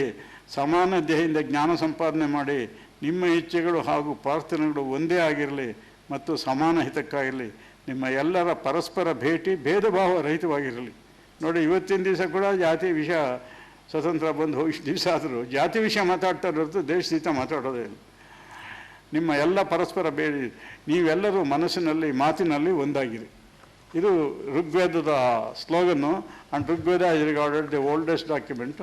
ಅದನ್ನು ಪಾರ್ಲಿಮೆಂಟಲ್ಲಿ ಇವತ್ತಿನ ದಿವಸ ಇದು ಮಾಡಿದ್ದಾರೆ. ಇಷ್ಟನ್ನು ಹೇಳಿ, ಈ ಪುಸ್ತಕಗಳನ್ನು ನಿಮ್ಮ ಸಂಘದ ಲೈಬ್ರರಿ ಇದ್ದರೆ ಅದಕ್ಕೆ ಕೊಡಬೇಕು ಅಂತಂದಿದ್ದೀನಿ. ದಯವಿಟ್ಟು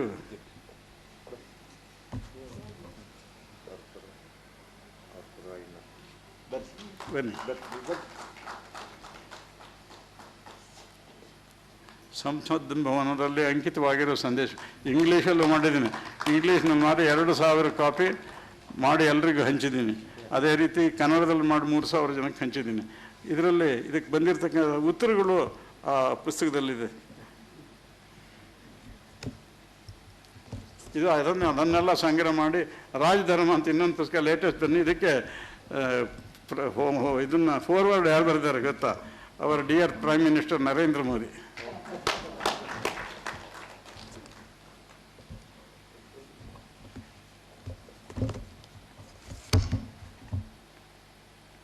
ಇದು ಬಿ ಮಾರ್ಟಲ್ನ ನಾನು ಸಹಸ್ರ ಚಂದ್ರದರ್ಶನ ಶಾಂತಿ ಟೈಮಲ್ಲಿ ಬರೆದಿದ್ದು. ಇದಕ್ಕೇನೆಂದರೆ, ನಮ್ಮ ಕಾನೂನನ್ನು ಎಲ್ಲ ಹಿಂದೂ ಕಾನೂನು ಅಂತ ಹೇಳ್ತೀವಲ್ಲ, ಅದನ್ನು ಬರೆದವ್ರು ಯಾರು ಗೊತ್ತಾ? ವಿಜ್ಞಾನೇಶ್ವರ. ಎಲ್ಲಿ? ಗುಲ್ಬರ್ಗ ಹತ್ರ ಮಿತಾಕ್ಷರ. ಅದು ಹೆಸರು ಮಿತಾಕ್ಷರ ಲಿಮಿಟೆಡ್ ಡೋರ್ಸ್ ಅಂತ. ಅದು ಬರೆದಿರೋದು. ಅದಕ್ಕೆ ಒಂದು ಸಂಸ್ಥೆ ಏನು ಮಾಡೋಕ್ಕೆ ನಾನೇ ಪ್ರೆಸಿಡೆಂಟ್ ಆಗಿದ್ದೆ. ಅದನ್ನು 1 ಕೋಟಿ ರೂಪಾಯಿನಲ್ಲಿ ಸಾರ್ವಜನಿಕರ ದೇಣಿಗೆಯಿಂದ ಇಡೀ ಭಾರತದಿಂದ ಎಲ್ಲ ಕಡೆಯಿಂದನೂ ಬಂದಿದೆ ಮಾಡಿ 2004 31 ಡಿಸೆಂಬರು ಅದು ಉದ್ಘಾಟನೆ ಆಯಿತು. And made by chief justice, then chief justice of India Ramesh Chandra Lahoti. ಈ ಪುಸ್ತಕನೂ ಒಂದು ನಿಮ್ಮ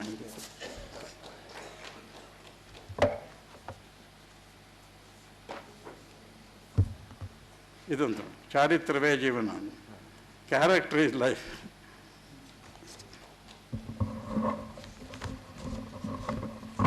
ಸಮಯ ಜಾಸ್ತಿ ಆಯ್ತನು. ಸಹನೆಯಿಂದ ನೀವು ಕೇಳಿದ್ದಕ್ಕೆ ಧನ್ಯವಾದಗಳು.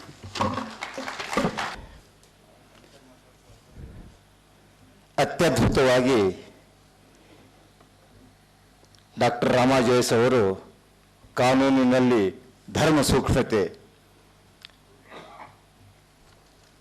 ಅರ್ವಾಚೀನ ಭಾರತದ ಇತಿಹಾಸದೊಂದಿಗೆ ಈ ಒಂದು ಧರ್ಮ ಸೂಕ್ಷ್ಮತೆ ನಮ್ಮ ಕಾನೂನಿನಲ್ಲಿ ಅಥವಾ ಈ ದೇಶದ ಒಂದು ಆಡಳಿತದಲ್ಲಿ ಬಂದಿರೋದನ್ನು ಬಹಳ ಅತ್ಯದ್ಭುತವಾಗಿ ತಿಳಿಸಿಕೊಟ್ಟಿದ್ದಕ್ಕೆ ಅವರಿಗೆ ಅನಂತ ಕೃತಜ್ಞತೆಗಳನ್ನು ಸಲ್ಲಿಸ್ತೇನೆ.